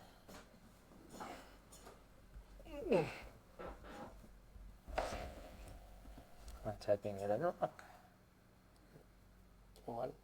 this CPU power, we will need this. I know this is right. We should have an 8-pin CPU. We have 2 of them actually. So we will use 2 8-pin CPU connectors. This is going to be type 4, and that is directed to the CPU. So they're intending this to go. The password's expired. Oh, wait, is this? Again? Oh, that's a pain. What did I do to reset? I can actually help you do that if you want. Can you open a command prompt in admin or not? I think I know what I did. So the question is it going to disrupt this thing? What is the process? Like that. Because I was going to... Mm-hmm. Did I do? I think I might be able to do an user. So hopefully this doesn't disrupt it. Right, man. Oh, it does have another CPU connector. You think about giving you... Yeah, this is why I remember. What did you do? Because it's an admin and I have an expired admin password, but I need the expired password to change stuff. So there is I remember figuring out how to work around this. Security. All right, we'll deal with this later. Yeah, we can do this later. We can just get into the BIOS and check and make sure everything's okay, then move it into the case. We don't have to install the OS at this exact moment. I'm going to go over here. We're going to get... Oh, I'll actually go upstairs and use my other one to burn. Yeah, I'll keep going. Yeah, you keep going. Yep. I'll be back. You want? Yeah. You want me to grab you something? I'll be back. Water would be good. Yep, I got you. Awesome. All right, so we're going to continue going here. We're going to get our power connectors plugged in. So essentially we have a CPU power connector here. This is a semi-modular power supply. That's why you see the one CPU power cable coming out here. We also see the 24 pin connector over here. This actually is 24 pins. It's the same one we've been using for many, many years, although it may be replaced with 12 volt at some point. There's a lot of companies that are working on that and doing that. And the idea is because it's more efficient to do the power breakdown or breakdown on the motherboard itself. Whether that's true or not, probably is if they wouldn't be developing it otherwise. But so we'll plug our CPU, our extra CPU power into there, and then we're going to get our 24 pin and put that in. Now the 24 pin is the biggest power connector on the motherboard. It'll be on generally this side over here, far side of the motherboard. It goes in just like any other Lego brick connector. You push it in, the clip will connect on the side, and you'll be good to go. Well, we're going to just do that. Now it's easy to access when you don't have a case, just like all the other connectors, and you can kind of hear that click. And I'll when Smalls gets back, I'll let him show you kind of how all of those connect together. We're going to leave the power supply in the off state, circle state, so that we can plug it in without direct immediately sending power to the motherboard. We're just going to check and make sure no other power inputs on the motherboard have been missed. And it looks like we only have two 8-pin CPUs and the 24-pin. We did, however, almost forget the power for the GPU, and had we done that, the GPU would not have turned on, of course. So we are going to have to get that plugged in. So we'll do this, and what we are looking for is, this should say PCIe. This is a 8-pin PCIe, so some of the connectors will come with basically this little leaf, so it could be a 6 or an 8-pin, depending on the type of connector you have there. You can use it to connect to both. So we are going to get this and to flip this around, get into that. Let's find out.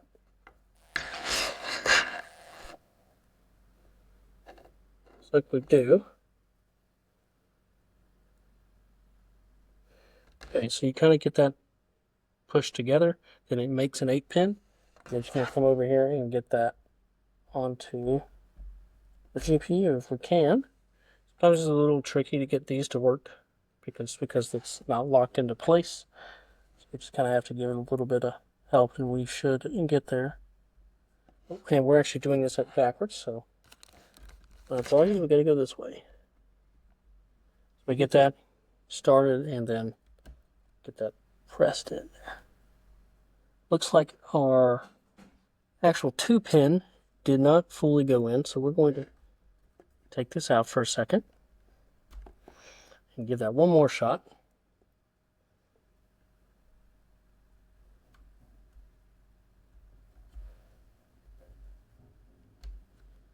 And this time it looks like we are good to go. I can make sure GPU is still in the slot well. We'll take our power cable for this guy and bring it around and get it plugged into our PSU. We'll move over a little bit so it's easier to reach and get it plugged into the PCI Express labeled slot.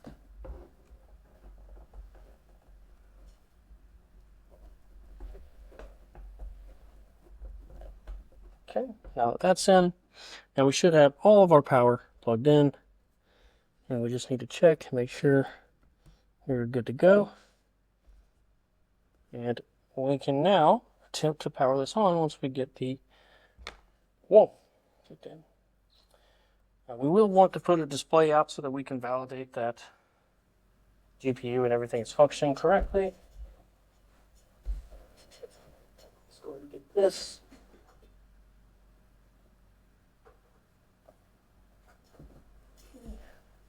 This will go right back to our power supply here.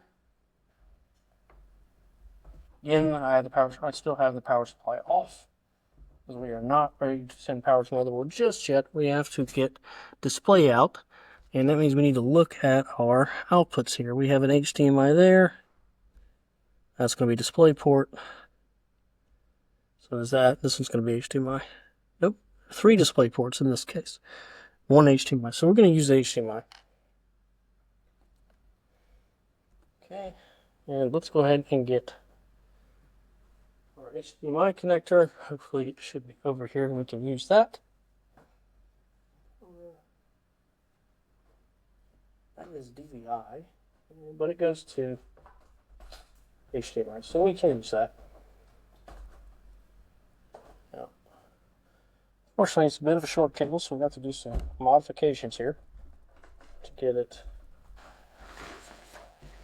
accessible to the right part of the motherboard. Gonna get some of our tools up. We gotta get those put away for a moment.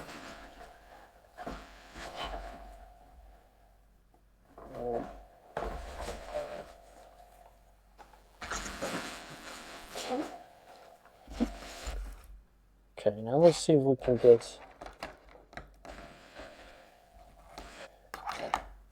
this actually tied back up because we won't need it. It is. And let's see if we can get this HDMI cable where it needs to be. So, get that out of the way. Get this going with that as far as we can there, and let's just see our HDMI port is here. We'll turn this around a little bit. Looks like that. This.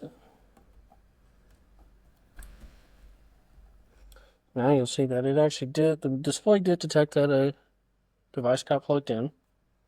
So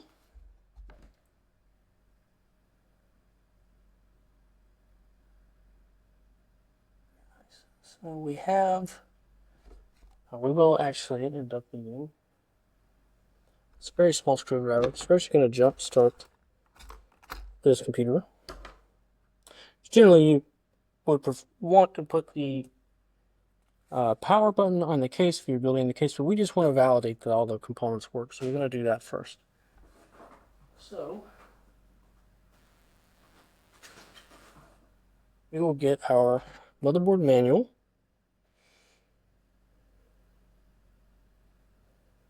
Which we have up here.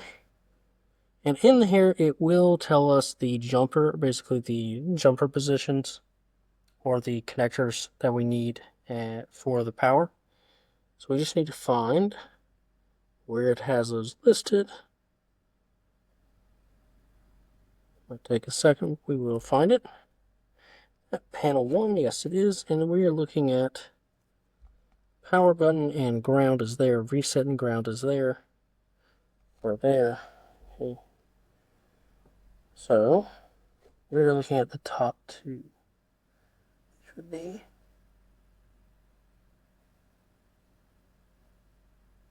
LED, hard drive LED, power LED. Yep. So those are good. So we're gonna go ahead and give our guy power. Okay. Actually, in this case, this motherboard actually has a power button on the back. Or on the motherboard itself, and a reset. And that's next to the debug LED, so we don't actually have to use the jump start method, so we'll avoid that for now. And we will actually just hit the power button. And we will watch, make sure that all the fans clear. Everything is spinning and working as intended. We're getting boot codes. The process looks to be working, so we're going to continue to monitor the boot process as we go. Sometimes the first boot can take a little bit, so we're going to have to see if there are any issues, if it has any issues with what we have here. All right, it's still continuing. We should probably get an output momentarily. It's like we're getting there. And let's see. First start might be going through some more memory training before it gets into the BIOS. Should get to the BIOS very soon.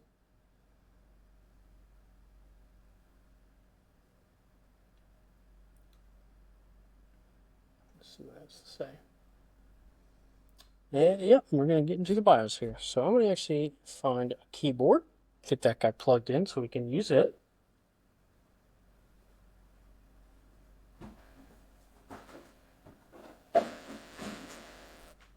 We will plug this into the computer and go ahead and get some of our initial settings configured so that we can get Windows installed and get ready to stream. So, here we should be able to go ahead and look. Okay, so we have our memory is currently running at 3600 megahertz. So that's actually from what I remember, I believe is the default speed for DDR5. So we're actually going to go over here to OC Tweaker. There should be a section for DRAM frequency.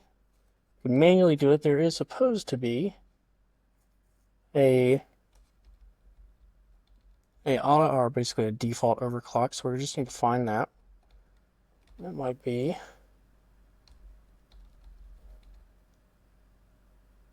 Well, let's see. So all BIOSes are a little different, so we sometimes have to kind of go through them to figure out exactly where they're keeping some of their settings. Let's just make sure. We actually moved into basically what is the easy mode. Let's see if there's a way to give me a way to update that. And we do see storage in NVMe. So we will go ahead and go back to advanced mode, and we will just have to go inside.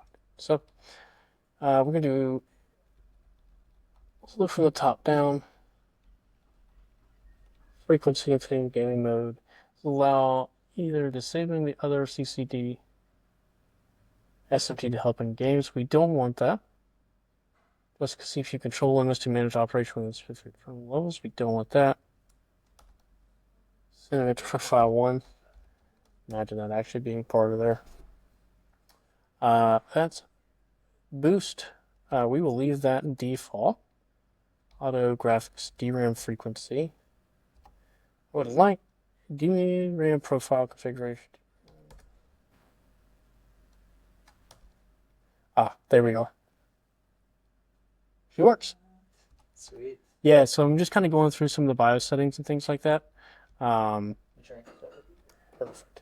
And if we actually, so we're now at a state where obviously everything is working as intended so far. We are going to go ahead and set the DRAM or memory to utilize the profile. So right now set to auto, competitive and aggressive. Some of the default options some of the options in the BIOS are somewhat tough. So what are these different things, or do we So- care that much about them? We do, because this actually will increase memory performance. Okay. So memory is, from what the manufacturer says, is tested to run in one of these three profiles. The stock default 4800. And I think right now it's running at 3600, but anyway. Or we can force it to utilize XMP1 or EXPO. I believe AMD's is EXPO. However, it doesn't really make a difference. Okay. So, now, other trick is F10 is, we need to go over to CPU configuration. Enable auto FTPM. We need that. That is for Windows 11 to have its TPM and to go cry another day. Now we'll hit F10 and enter, which is the default in most BIOS save and exit. Now it should. I don't even hear this thing at all. I know It's you're. this thing, like Well, this. the laptop is loud. Yeah, louder compared to this. So this thing actually has power buttons built into the motherboard, which is really useful because I was about to jump start your With a screwdriver. Yeah, go ding. I love doing that because it's like ding. Yeah, like turn the key. Yeah. So I'll have to run upstairs in a second, but finally found a thumb drive with enough space. Yeah. And even though I have a 64 gigabyte thumb drive Sometimes with that's- Kali loaded on it, Yeah, I sometimes was gonna have it wipe it. It didn't even give me an option to format it back to like 64 gigs for whatever reason. Oh, I can help with that later. There's a way to fix it. With hopping the disk part. Okay. Like I said, Windows. Like I said, my hardware guy. He's Yeah. my fixer. Windows and partition management, it's just like not real. Yeah, It doesn't easy. play very well. If you've ever used CVS with a Hyper-V, you'll understand. No one. Pretty sure it's CVS. It's when you cluster the file system because NTFS can't natively do multi-machine access, but you can do that with CVSS layered on top. It's really not good. Anyway, 5600 megahertz. Yeah. Let's go to security. Secure boot is enabled. Security can be enabled when your system in user mode. Pre-operation after enrolling. Oh yeah, we have to enroll the PK. Still default secure boot uses the first time you. Sure. Yes. No, we will actually just. We will just pull them in, I think.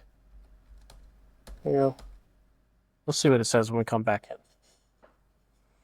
We get our flash drive for the install here very soon.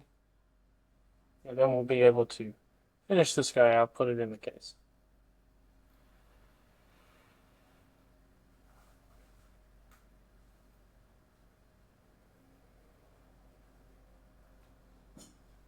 Okay, let's go look at what our secure boot information says. We have the key management. Okay. We should have the defaults all loaded for the keys for secure boot. Still working on it over there.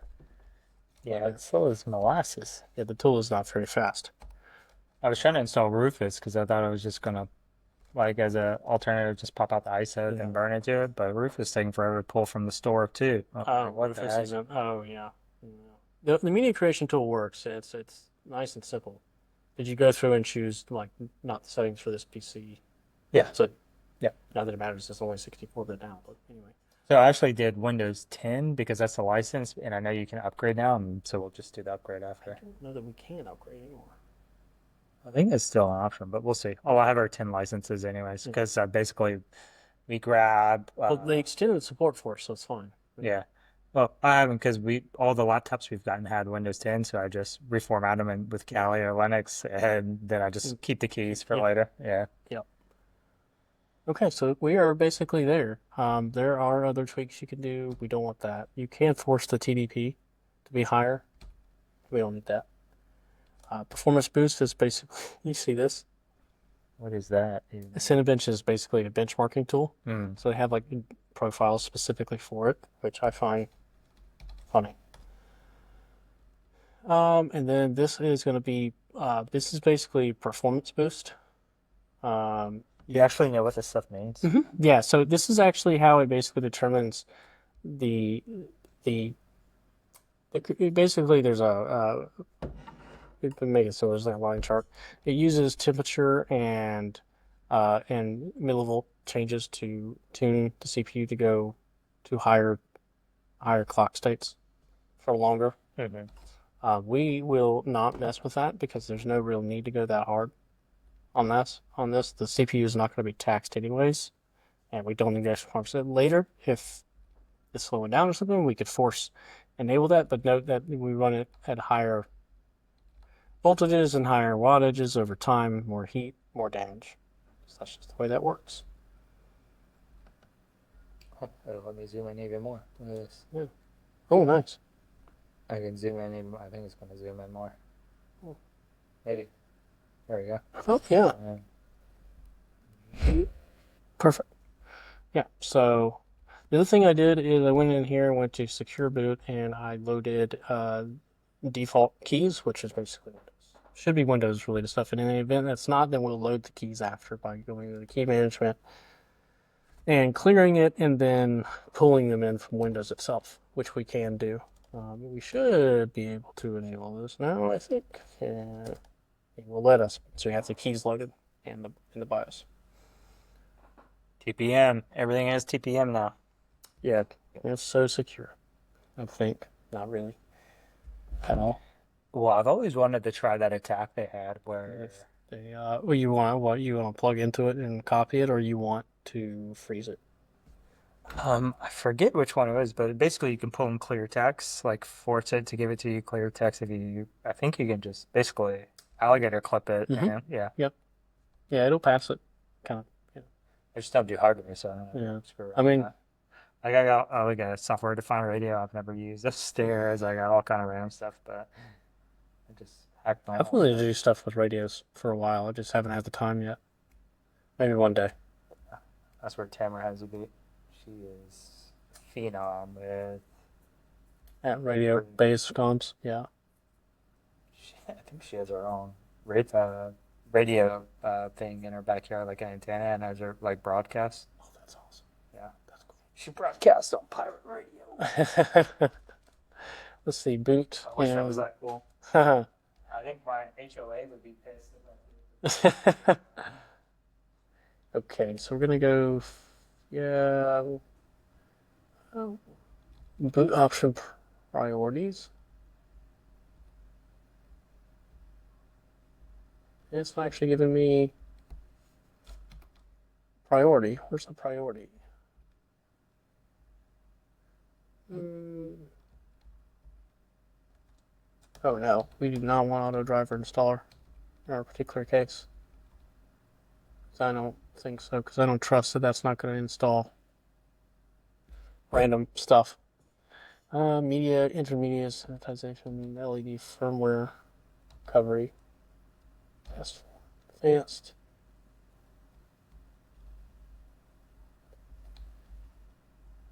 Mm-hmm.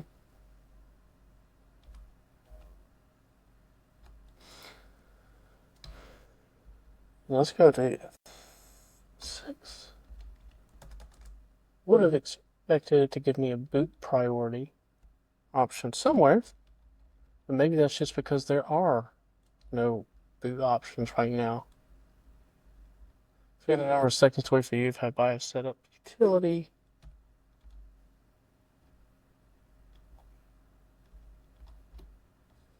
Being able to display.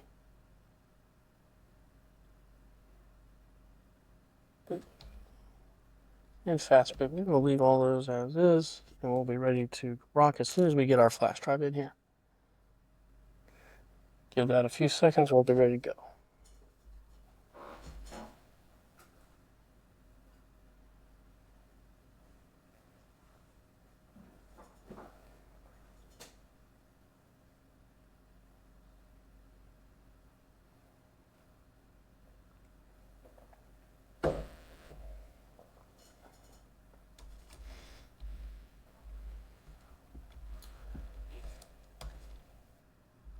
Let's see here. DPM 2 firmware is that. PCR bank. SHA-384 PCR bank.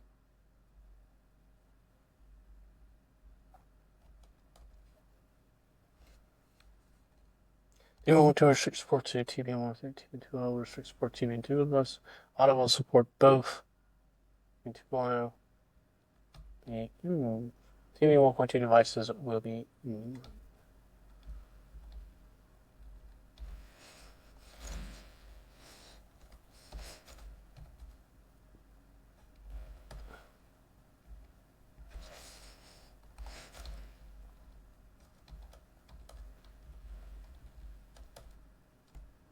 Yep, leave it on SATA mode. And that's HCI. You don't need a hot plug. And our EVMe looks to be reporting perfectly fine.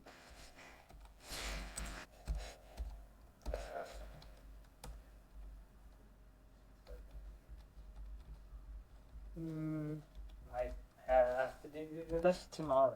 Oh yeah? Windows, yeah, it's just Okay. slow, but we can get it all built. There might be something to do with. You may want to look at.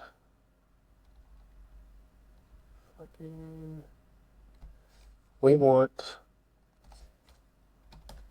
These are way more options than I've ever seen in my life. We do want S. Well, What is this? What are you trying to? that's fine. We can have it on. SRIOV is single root virtual IO single root IO virtualization. So it basically allows you to pass through devices. May as well turn on virtualization too if I need that. Yeah, well, you can check on that. That'll be in CPU, but it specifically it allows you to pass PCI Express devices. Okay. And then yeah, you don't have to have it, but it's fine. We can keep it. Resize bar is enabled. We actually really do want that. Let's get our CPU and let's validate that we have PSS hex. Forget which one you need for VMware. Hypervisor needs one setting, and then VMware needs the other. VTVX. I'm not going to be using Hyper-V, so I'll just be using VMware. Might be in here. Just your power supply up cache, so cool. Somewhere in here is stuff for branch predictor. What's the what was that attack? Spectrum or something, or not Spectrum, Spectre. Spectre and meltdown. Yeah. So, we need to find a thing that is for. Not sure where to find the thing. It should have been in here, but we're not seeing that. It's okay. And it was the generation of care. There was a new execute page protection function. Google it later. Yeah. No biggie. All right, what else is left before we can throw it in the box? We're done. All right, let's do it. Hey, I also disabled auto driver install because that doesn't make any sense. Perfect. Buyers shouldn't be forcefully installing software. Okay. Oh, that's what it is. Let me get this guy to turn off here.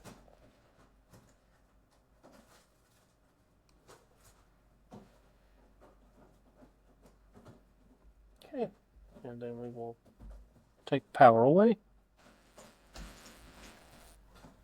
And we should be good to go to move it in.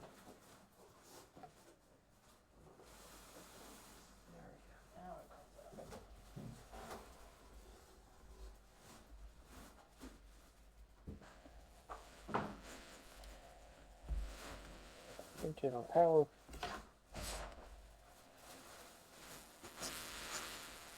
I think it looks like a server setup. Yeah, right? Nice. That tempered glass. Heck yeah. Alright, so Do we need to go ahead and unplug this? yeah, we'll have to unplug that. And then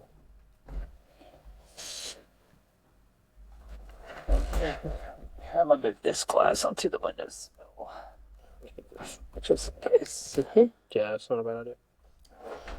It scares me. Oh. 24 pin out. 2 CPU 8 pins. 1, 2. So now we take that away. I just need this all done to the left.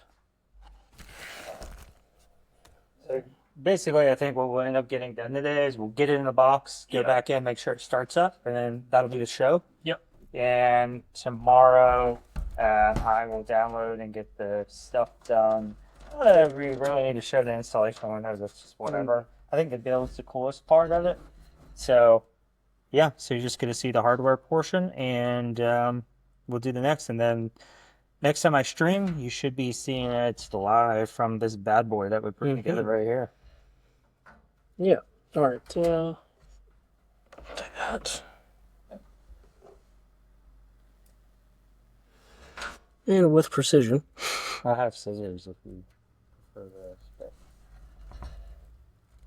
I'm sharpening a knife, man. Yeah, it's a little. It's not good for the hospital today. Not good for what? Not good to the hospital today. I have little clips too in my box. Okay, so we're gonna put this. Actually, I will get my Mhm. clips in case we need them. Oh, there's actually a whole thing of case components we're going to have to look at. Let's get this guy up. Take the back panel. Okay. I'm excited. I know. This is. Gonna be I was actually good, like. Kind of like $7 thing. I'm not sure what it's called on here, but What is it? there we go. It's called something. Ah.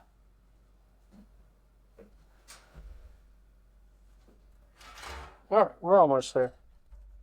So I just want to get the through for the back and out of the way, basically. All right. And we can leave those down there. And we're actually gonna then tilt this again back down because we can get. This technically we don't have to, but we will. Right down. Okay. Okay.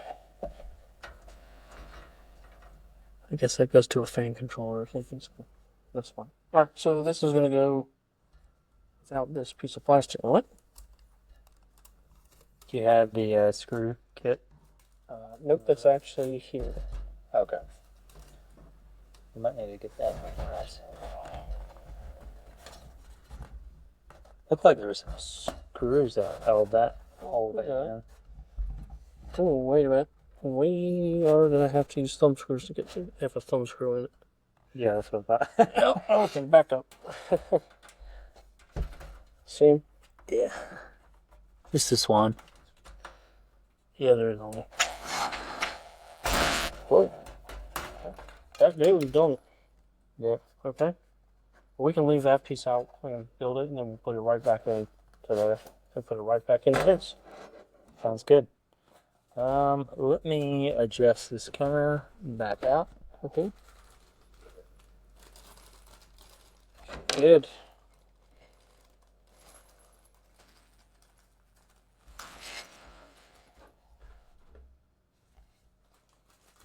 What is this?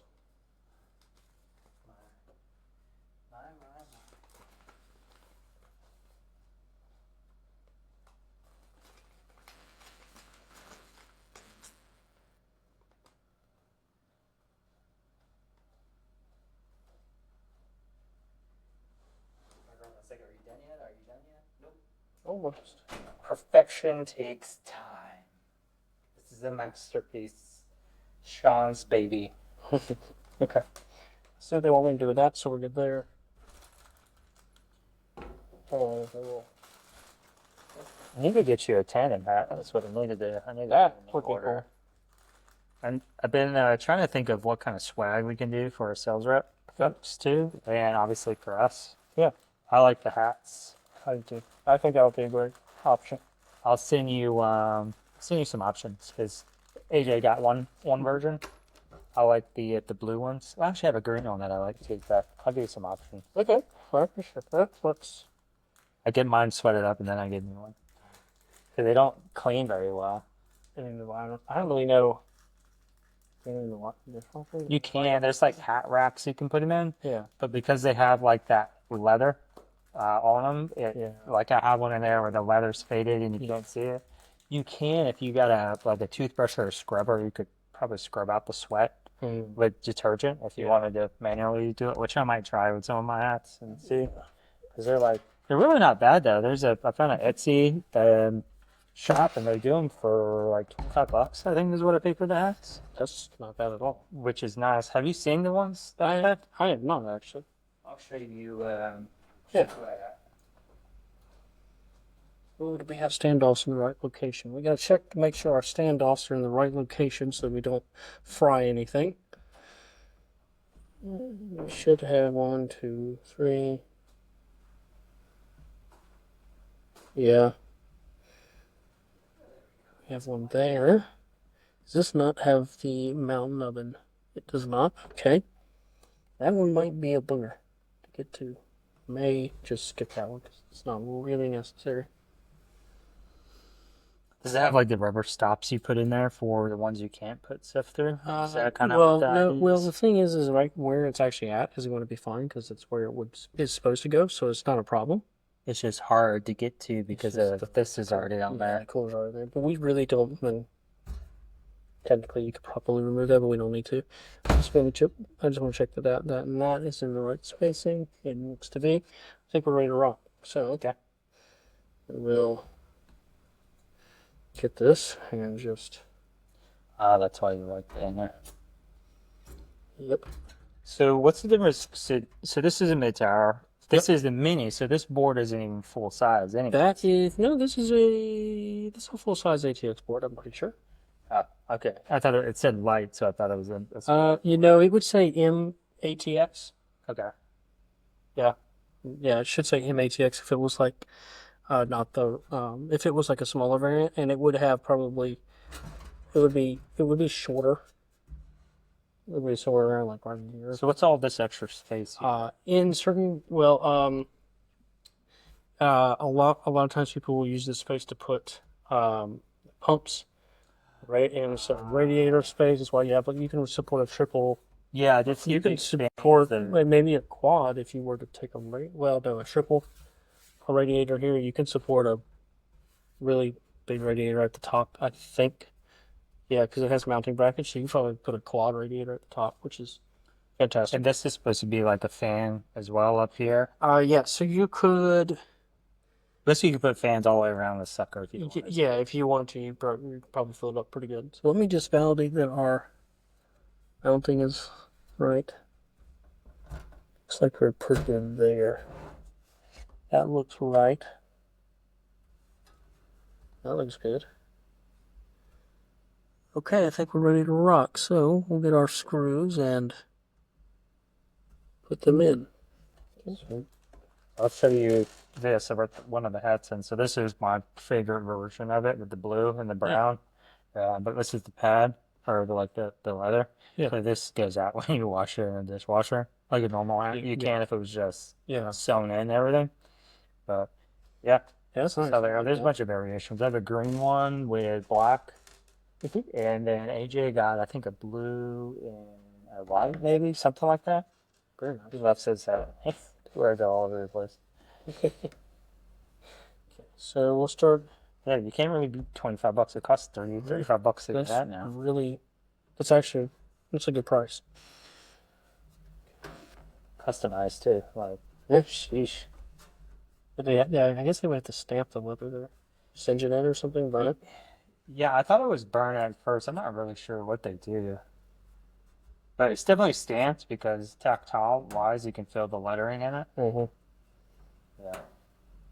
And I'm surprised they did as good with the logo because our logo is pretty detailed if you look at the website, if you remember. But they did a pretty good resemblance in the leather.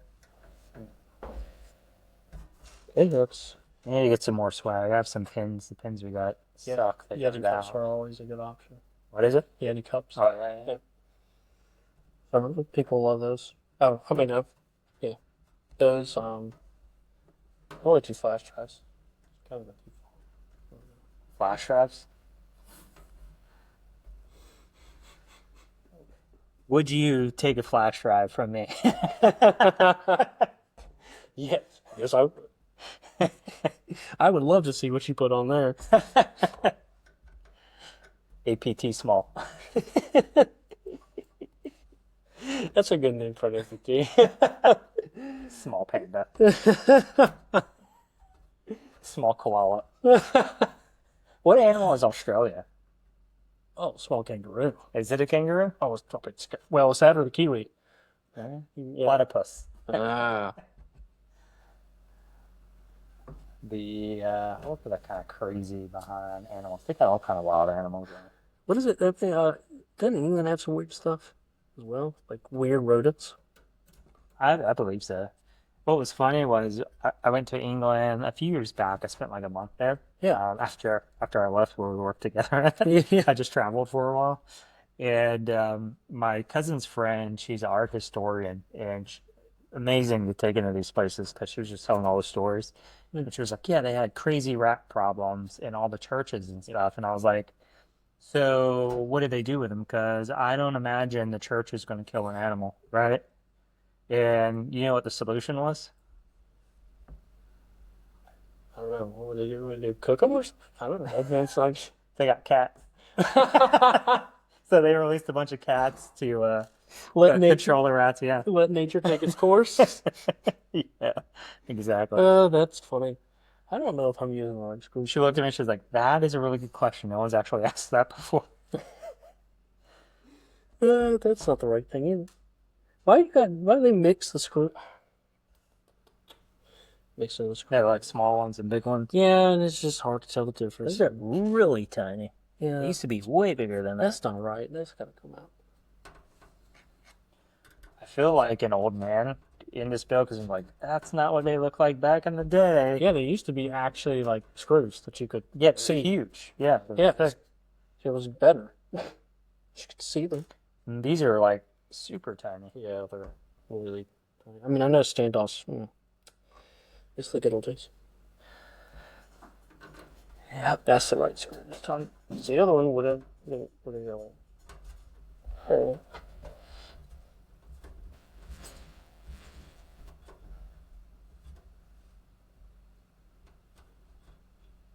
Yeah, it's funny. Like when you hear like the history, the old plague masks. Oh yeah. So they were telling us when we went to like underground city. So pretty much all of Europe is built on layers and layers of old city. So you can go stories and stories underground, like traversing different centuries because they just continue to build on top of the old stuff. And they were saying they had those plague masks because they thought like back then they didn't have Yeah. microscopes. They didn't know. They didn't know. They thought it was like fairies or demons or something. And like the way the shape masks worked, they kept them from getting in their body. Yeah, well, I guess I could see the logic, to some extent. You know, this one's just being a bit of a prick, but we're gonna do it. Here's a really good thing I learned. So I spent a lot of time in York, Okay. right? And so, do you know who's from that area? York? Yeah, major guy that is pretty well known in cybersecurity, like historically. Oh, historically. Oh, I don't know. Alvin York? Is that what you're talking about? No, No? Who's it? Guy Fawkes. Guy Fawkes. He is a real guy. You know the mask from Yeah. Anonymous. Yeah, Yeah. he's from York. That's cool. Yeah, I have pictures of, I don't know if it was the church he went to or where he was killed or whatever, but he had a lot of history in York. That's I was like, that is interesting. That's very cool. We are very close to being done screwing this thing. That's okay. I'm telling stories that eat up time. Well, it was also funny when I went there, it happened to be like Viking festival season. So like at one day we were there, they had like these Viking games and like this parade of Vikings, thousands of people dressed up as Vikings, just roaming the streets as like a raiding party kind of. It's pretty interesting. That's cool. Yeah. I ended up buying like a bracelet from this like Viking jeweler person that was there, but they made the jewelry for the movie, so Valhalla, I think is the name of the movie. So like the stuff you see on the trailer thing, that was from them. And he said his studio happened to be, where the boy Brandon was pushed off of the tower in Game of Thrones, if you've ever seen that. That was his studio where he built stuff. Oh, that's cool. Like did the jewelry and stuff. Yeah. Because he does it old school. He doesn't stamp anything. He like does it the old way where he's weaving the wires together, like using molds, like the old wax mold type way of making stuff. That's really cool. Yeah, it's pretty cool. That was my one treat to myself when I was gotta get like a traditionally made Viking bracelet. Do you know how they used the bracelets back in the day? Because they weren't just jewelry. No, what is it? So you could is it like an ID of some kind, or? No, they snipped it. They use it as currency. So they would snip pieces of the bracelet off and use it as payment. Oh, that's interesting. I wonder. That is interesting. Yeah. I wonder how that. But they had like the armbands. It was an identification. The armbands said they were with that specific group. Tribe or group, yeah. Yeah. Okay. Right. Yeah, there was like a specific name. I don't remember. Good series though. Was it Vikings or whatever it is? Pretty solid. It's my dog outside. Okay, so. Okay. Power is next. And the GPU. We can do the GPU first. Do we do the GPU first? What am I doing first? I am going to do the GPU first. Because it is fun. I didn't think what else we saw over there. We saw some good, cool stuff. These two should come out. Oh, well, yep, these two. Highly recommend a trip to England to just check it out. Very, very good time. Highly recommend taking an art historian with you as well. I highly recommend we go to Ireland at some point. I am down because Mister already had a Guinness in Ireland, and I've been out. I didn't even get a chance to get to Ireland when I was there. We did a long weekend in Scotland, in Edinburgh. Yeah. And that was really cool. It's all walkable and they're everything. Ireland, like when you're like actually like in Dublin, like downtown area, it's like all walkable. It's really easy. They've got buses and they've got the train. You get on the train and you just go. That's the great thing about It's Europe in easy. general. You just hop on the subway, the train. It's just the simplest thing compared to everything we got to do. That's kind of how New York was. I just got back from there. And it's just, once you figure out which direction to go in the train. The first train we hopped on, the first subway, it was going the opposite direction. I was like, I think we're going away from where we're supposed to go. And I was like, okay, we hopped off and then went around and got on the right direction. I can't remember where we were going to the 9/11 memorial. Yeah. I know. And you just go where you're supposed to. But yeah, the art historian was cool because she just knew freaking everything. And we'd go into churches, and like one thing I didn't know, she told me, was like all the stained glass, that was a story. So that's how they taught people about religion. Because they weren't allowed to read. Pictures, yeah. Yeah, so they told it based off of the stained glass window. And so now if you look at really old churches, look at the stained glass with that in mind. I'm like, oh, okay, yeah, I can see that it's like a book, a picture book, basically. You press on this side. Yeah. Press on this side. Good bit. So I gotta like get this in there. It's kind of being pain.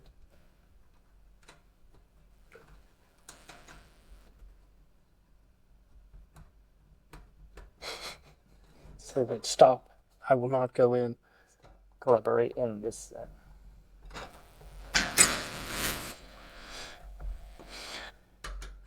Yeah, I definitely like to go back and hang out in Europe some. AJ loves Europe. He usually goes every year. I would love to go back. It was really fun when I went. Again, it was just a cool place. He was in Croatia or something. That's where he went last. That's interesting. Yeah. He said he liked it. He actually used ChatGPT in one of our podcasts. He was walking through how he uses it to help him plan his trip. And he'll just use prompts to have it find solid places to go. That's cool. Okay. GPU is rock solid. I tried to use it in New York. It didn't work out that great. Like in terms of like, I was like, how do I get from here to there? And just use Google Maps. Led you on a goose chase? Yeah, I was like, this doesn't make any sense. I was like, which train do I take? Because trying to figure out how the trains work. We don't have them here in South Carolina, so you know. There's no train. Not for that, anyway. I guess there are some passable stuff. Like you're doing like an Amtrak. Amtrak, yeah, that's all. But it's not like a subway or anything like that. Okay, so now we get the power supply in, which probably has a... it wants us to go in from the other side, so we'll lift this guy up. And now we shouldn't have to lay it back down. So that's kind of... So it goes on the bottom? Oh, yeah. Interesting. Yeah, it actually is on the bottom and intakes air from the bottom. Interesting. So it wants us to put it in on that side, and I suggest we pull it like this. Oh, lordy. We got the cables connected, so it's kind of funky. Just like that, we slide it in from the side, and then we're going to mount it with our other screws. This is like a great angle here. Actually, pretty solid. Okay. Which screws this time? Yeah. You might even know. That's actually, what are you? This one, this one, and these four. Sheesh, we've been streaming for 2.5 hours, man. This is like a marathon. It takes, that's the thing is that, like, I know there's a bunch of people who could probably build this in, like, 15 minutes. It's not me. I like to take my time and get it right. Yeah. Well, I was asking a lot of questions. Like, I learned a lot. Yeah. Yeah. And that's why I asked you. I could put this thing together, Oh, yeah. you know, but Yeah, it's I not. don't really know all the things. Yeah, there's some tricks, especially nowadays in the BIOS. You got to like watch for things like automatically install drivers. Nope. That's Nothing. called a rootkit Yep. or just malware. I want to play with the printer store stuff. There's supposed to be some cool tricks there because I automatically load those. Mhm. As long as you get I think they do use some sort of certificate for validation, but I think there's some issues in there where you can get it to load bad stuff. Okay, so that's that. So the power supply's there. Now we got to feed power cables where they're supposed to go. So we're going to go up through the bottom here. Is that how you want to do it? Yeah, so we are going to, let's push this back a little bit. Just, okay, now, I should put these up before I forget. I realize it just won't get done.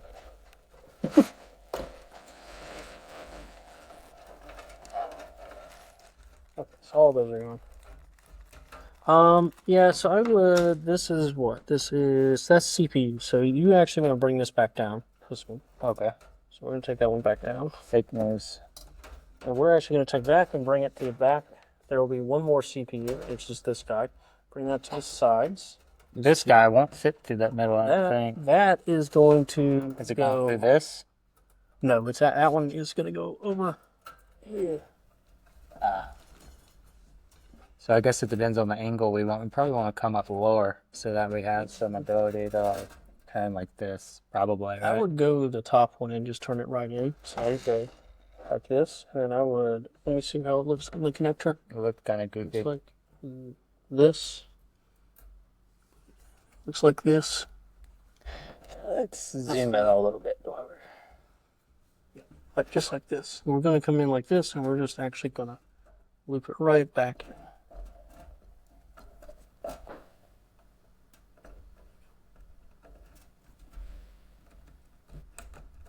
Right in there. Okay. Boom. There she is. That should be pretty good. Okay, so that's 24 pin done. Just Well, I guess that's fine. There's not that much. yeah. Torque. Yeah, it'll be fine. That's not the worst thing they've ever seen. It'll be okay. Now CPU power 1 and 2 will be up here, so that is going to be like this. It's kind of difficult, but we will get through it. I never want to say I'm perfect at anything. I just make stuff work. Doesn't mean it's the right way. This is why I have people like Sean in my life to show me the right way. There we go. All right, that's one of them. I can't work magic. I'm the guy you go to. Let's make this thing just work. Okay, what is it? Got you. Give me a week. That's it. Nothing wrong with that. And then you can fix it later, but it'll work. Yeah, I mean, we start getting it to work. It's better than what you had. Almost there. That is a bit of a pain to see. But we got it. Got it? I can shine you a light if you need it. Oh, all right, so that's locked in. There it kind of looks. So there we go. There we go. Not too much. Okay. GPU.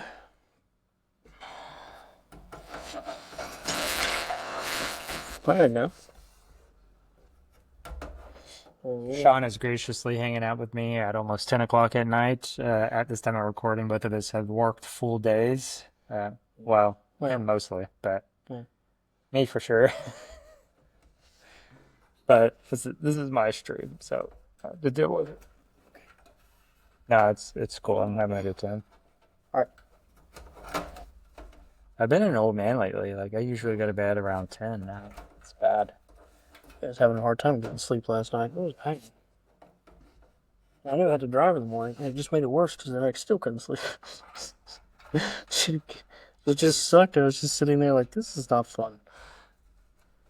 Don't miss that. Yep. Oh, this is going to have to go through, and it's going to be a pain in the butt. Good thing you can just curl in bed and hang out. I gotta get you a pillow. Come on.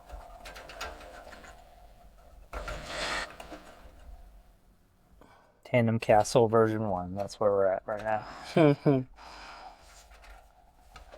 I wish this was a slightly like nicer cable, but it's not, and that is just Pretty awkward. it is. It is not the best.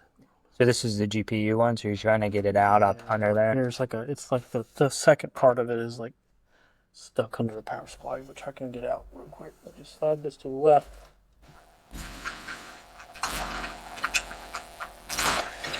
Damn thing. See how like the bottom? Yeah, I see it right there. Maybe like pushing it from the side. Just pull it back down a little bit and just get a handle on it. We can get some tape if you need to like tape it under there. Just to feed it. There we go. Hang on, but we got there. I'm excited to stream this thing. It should be pretty solid. Alright, come on. Why does it have to be so difficult?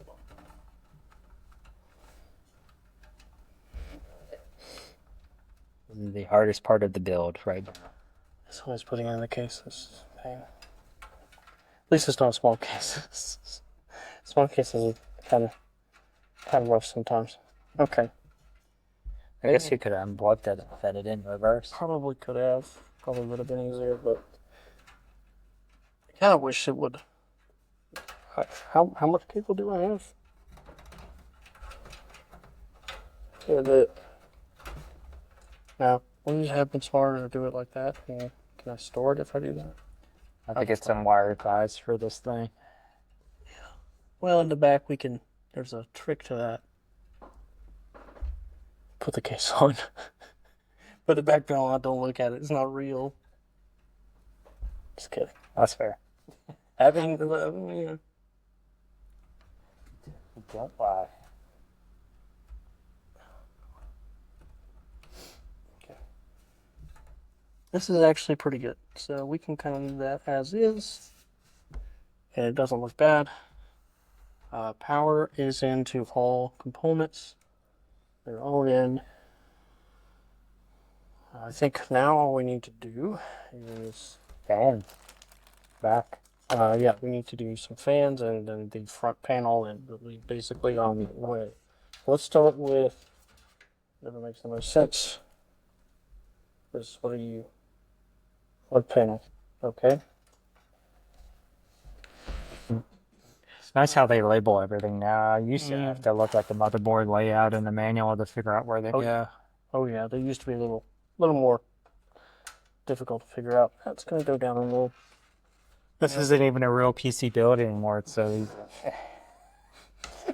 That's what everyone says. Like, it's not even real development, not real coding. Use AI.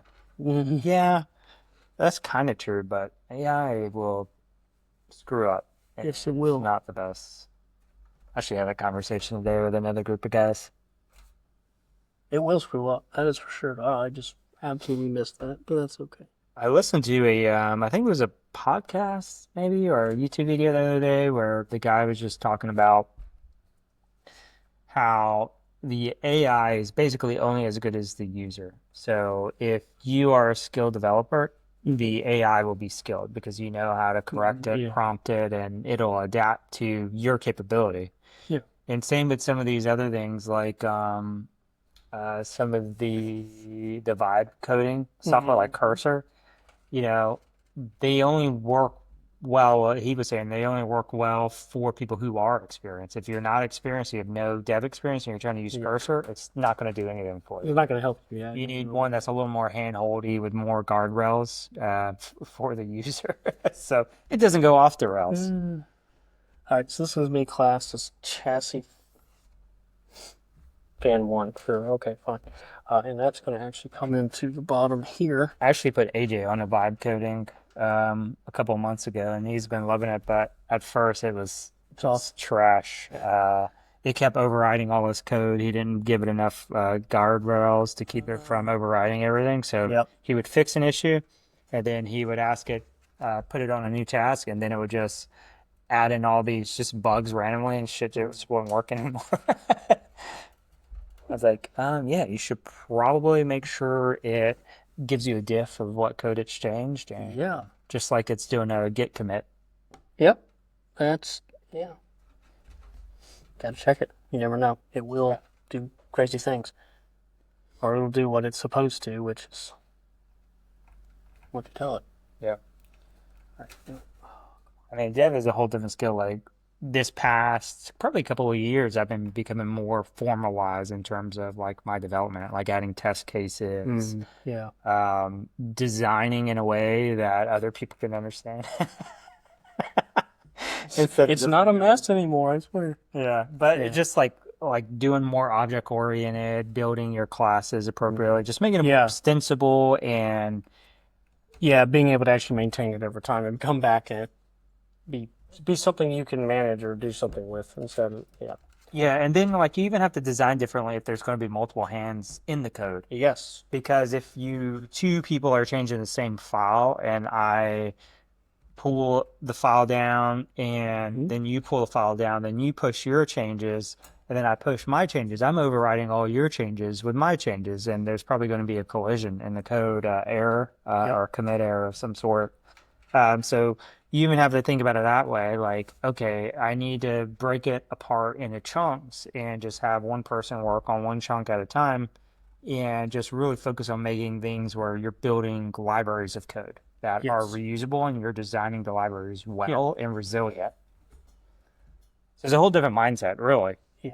I mean, it's kind of like how Amazon did, like their whole enterprises was all APIs. Oh yeah. Yeah. That's kind of how I build stuff now. It's APIs. It's your functions are doing one thing only. Mm-hmm. And that way, you know what the output is, you know what the input has to be. You can do robust error handling within that specific function. You can write test cases for that specific function, and you're golden. You got some good solid code at that point. It takes a lot more time. It probably takes 4 to 5 times as long to write.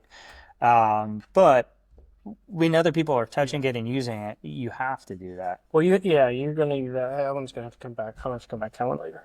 It's not working. It's just different when you're a hacker writing code and it's like, okay, I just need it for this one moment. One moment, and then it's over. Yeah, they're moving on. I hate these for the bathroom, but it'll be okay.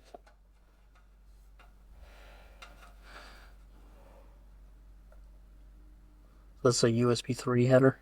And that's going to the front panel. Yep. Bing. They're very flimsy. Everything with the USB is flimsy. What are you driving? USB-C is actually good. It's that one there. That front panel header. It's just the USB. So here's USB-C. Mm-hmm. Why? Why is it like this? That's USB 3. Like that blue front panel header. Yeah, I don't know.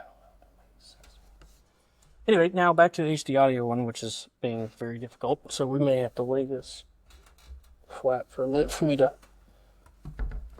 get that to work. Okay. So I guess my point with that whole tangent is if you are in school and you feel like you don't need to learn coding now because of AI, you're wrong. You definitely need to at least be able to read and understand what you're doing. AI is going to be augmenting you, and you're going to be able to do it significantly faster with the help of AI, because you can be like, hey, write test cases for all these libraries now. Yep. Now, instead of you spending 4 hours writing test cases, it's done in like 30 minutes. Or, hey, go ahead and add a commentation or comments for all this stuff. Yep. Great. You don't have to do it. Now I can do it. It's going to be augmenting you and making you faster. It's not going to replace you. Now, yes, it may. In some cases, like they won't need as many devs as they used to because you're not using as many people hours to do the work. You can cut down drastically on people hours. But no, it's not going to replace you, but there will be less jobs for sure. There's no doubt. Yes. I mean, like a bunch of the automation that Amazon's done with in their warehouses and stuff has actually created better jobs for people. It's just less of them. Yeah. And then they're offloading them, of course, some of the manual labor employees, right? That's just the way it's going to go no matter what. It will happen. Well, the crazy thing is, Henry Ford had that amazing idea of the, what is it called? Geez, Louise, the Sullivan. assembly line. There you go. But like if you look at historically, people start getting injuries and stuff, and it's so mundane. People don't want to do that type of work, the same work Yes. over and over and over. It's something they actually teach you in business school. Like that's not a thing, and that people are going to want to do. It leads to job dissatisfaction. And so that's why you have like the cross training that a lot of organizations will do so they can rotate tasks. That makes So it's pretty interesting. So yeah, I mean, you want to be able to get rid of boring. Hold on for a second. That really is something they teach you in, or the mindset that you have in large enterprises is, can I automate this? Yeah. Absolutely. And that's kind of where we're going now. Like, okay, how can we automate? How can we look into the future and solve this problem now and design it from the ground up with automation in mind? Yeah, without having to, You missed the spot over here. Oh, did I? No. I don't want to be a sour puss, but it looks effed up. It's because it is. Yeah, so like one of the big differences you see these startups, these small startups, and a lot of stuff's manual. Yeah. And they're lot just of- doing it. Well, I mean, what was it? Amazon's entire, automated spot listing again. It's good up front. It's not good at the top. See, it's not. Oh yeah, and it's a piece of crap case. Well, it's a good case. It's just sometimes separated or something. So it is what it is. I think now we're. Yeah, I don't feel anything down. Okay, cool. Okay, that's in. Don't you do this, don't you? Just work. Alright, now let's get this in the box with all the stuff we want to put back in it. Get it? Yeah.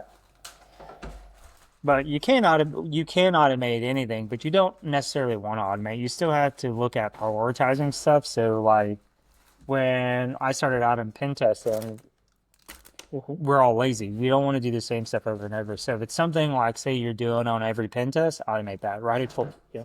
But tools can take some time to put together. So you just have to be smart with it. We only have so much time.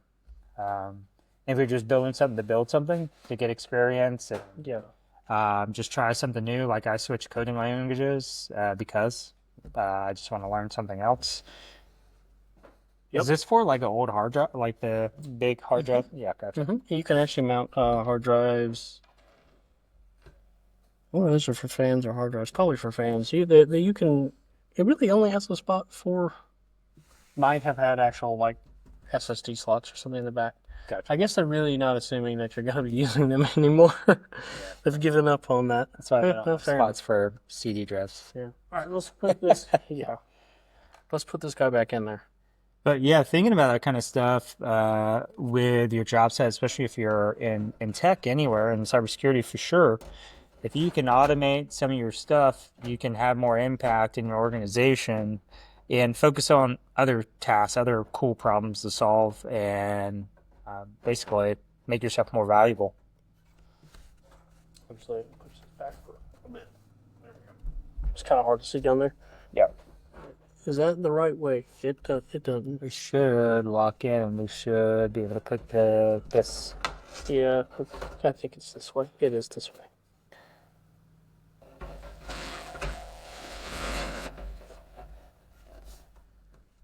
If it is. No. Well, that's one of the things I've seen. Like when my dad was starting out doing stuff, you just see him like manually doing it and getting frustrated. And it's like, well, if you just learn the code, you know. Where'd it go? If you just learn the code, you can write a short script in 5 seconds, and then they'll take care of it for you. You can't get your hand in there? No, it's just two. It's fine. We'll get it here. Are you sure? Yeah. Oh. It's like far in the back. There's just no way to see it or get it there. So we'll just take this. It's fine. It won't take long to get it back on. Yes, it will. It took us 10 minutes. Well, apparently we're not getting it off. There it is. Thing very interested in being where it is, how it is. I feel like I'm playing chess with that. Yeah. We are almost there. But now he's empowered with AI. He can read code and understand it. He's not very good at writing it, but now he's been like automated. I was like, good for you, Yeah. man, killing it. He's working his way through the OSCP now. Oh, that's awesome. Yeah, that's really awesome. He's my assistant. All right. It's actually cool. I still remember the first time he got his foothold in an organization. He was so excited. We were like, That's awesome. I think it was like 9 o'clock at night, and I just got in there and just was giving him tasks to do because I usually do like after you get a foothold, I'm doing stuff, or if he runs into a roadblock, I'll take over and knock a hole through, and then all right, keep going, take your next steps, Privilege.js, lateral movement, blah blah blah. But anyway, so I was like, all right, we're going through this. Like, here's a list of things I would check and see if you can get them. And then I'll check on it in the morning. I'm going to bed. And no shit, like 30 minutes, I was getting ready for bed, brushing my teeth. Yeah, and he's like, I'm in. I was like, no crap. Are you kidding me? He's like, no, serious. And so we hopped back on a session, and he's like, what? And he ended up getting a password. He guessed a password to get into email. Oh, sweet. And then of course, we found all kind of other credentials in the email. We got into bank accounts all that night just by getting in there. It was an accountant's inbox that we got into. But he was just so pumped. Yeah, oh yeah, it was a great day. And we got into, well, it was because we got their password manager as well, because they use the email as the MFA, of course. So it's in the credentials. We just logged in, like, okay, oh, look at all these amazing creds we got to the bank. We got to everything they use because they're the accountant.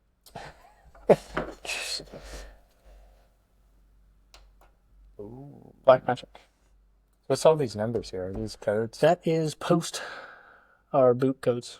Basically, they're basically post codes. So as it runs, as it runs through the as it runs through the boot process, it will show those, and then if it gets stuck somewhere and it just doesn't ever boot, the number or debug code will tell you what it is, and that is a computer built. Good job. So we put the side panel on. Yeah, because we can, everything should be good to go. We should be able to throw it up under the desk. Yeah. Great. So that's awesome. I mean, thanks, Sean, for doing all the hard work for me. We will love and cherish this thing that you have designed and birthed on this day. Mark it as July 1st, 2025. Yeah, awesome. I mean, it looks great, nice and clean too. I mean, probably would have been better to have fans in the front when we had them later.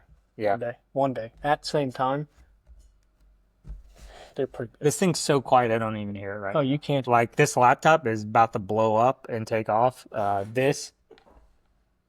I can only hear it if my head is up against the case. It's so quiet. Come to my side and put your ear to this back fan and tell me.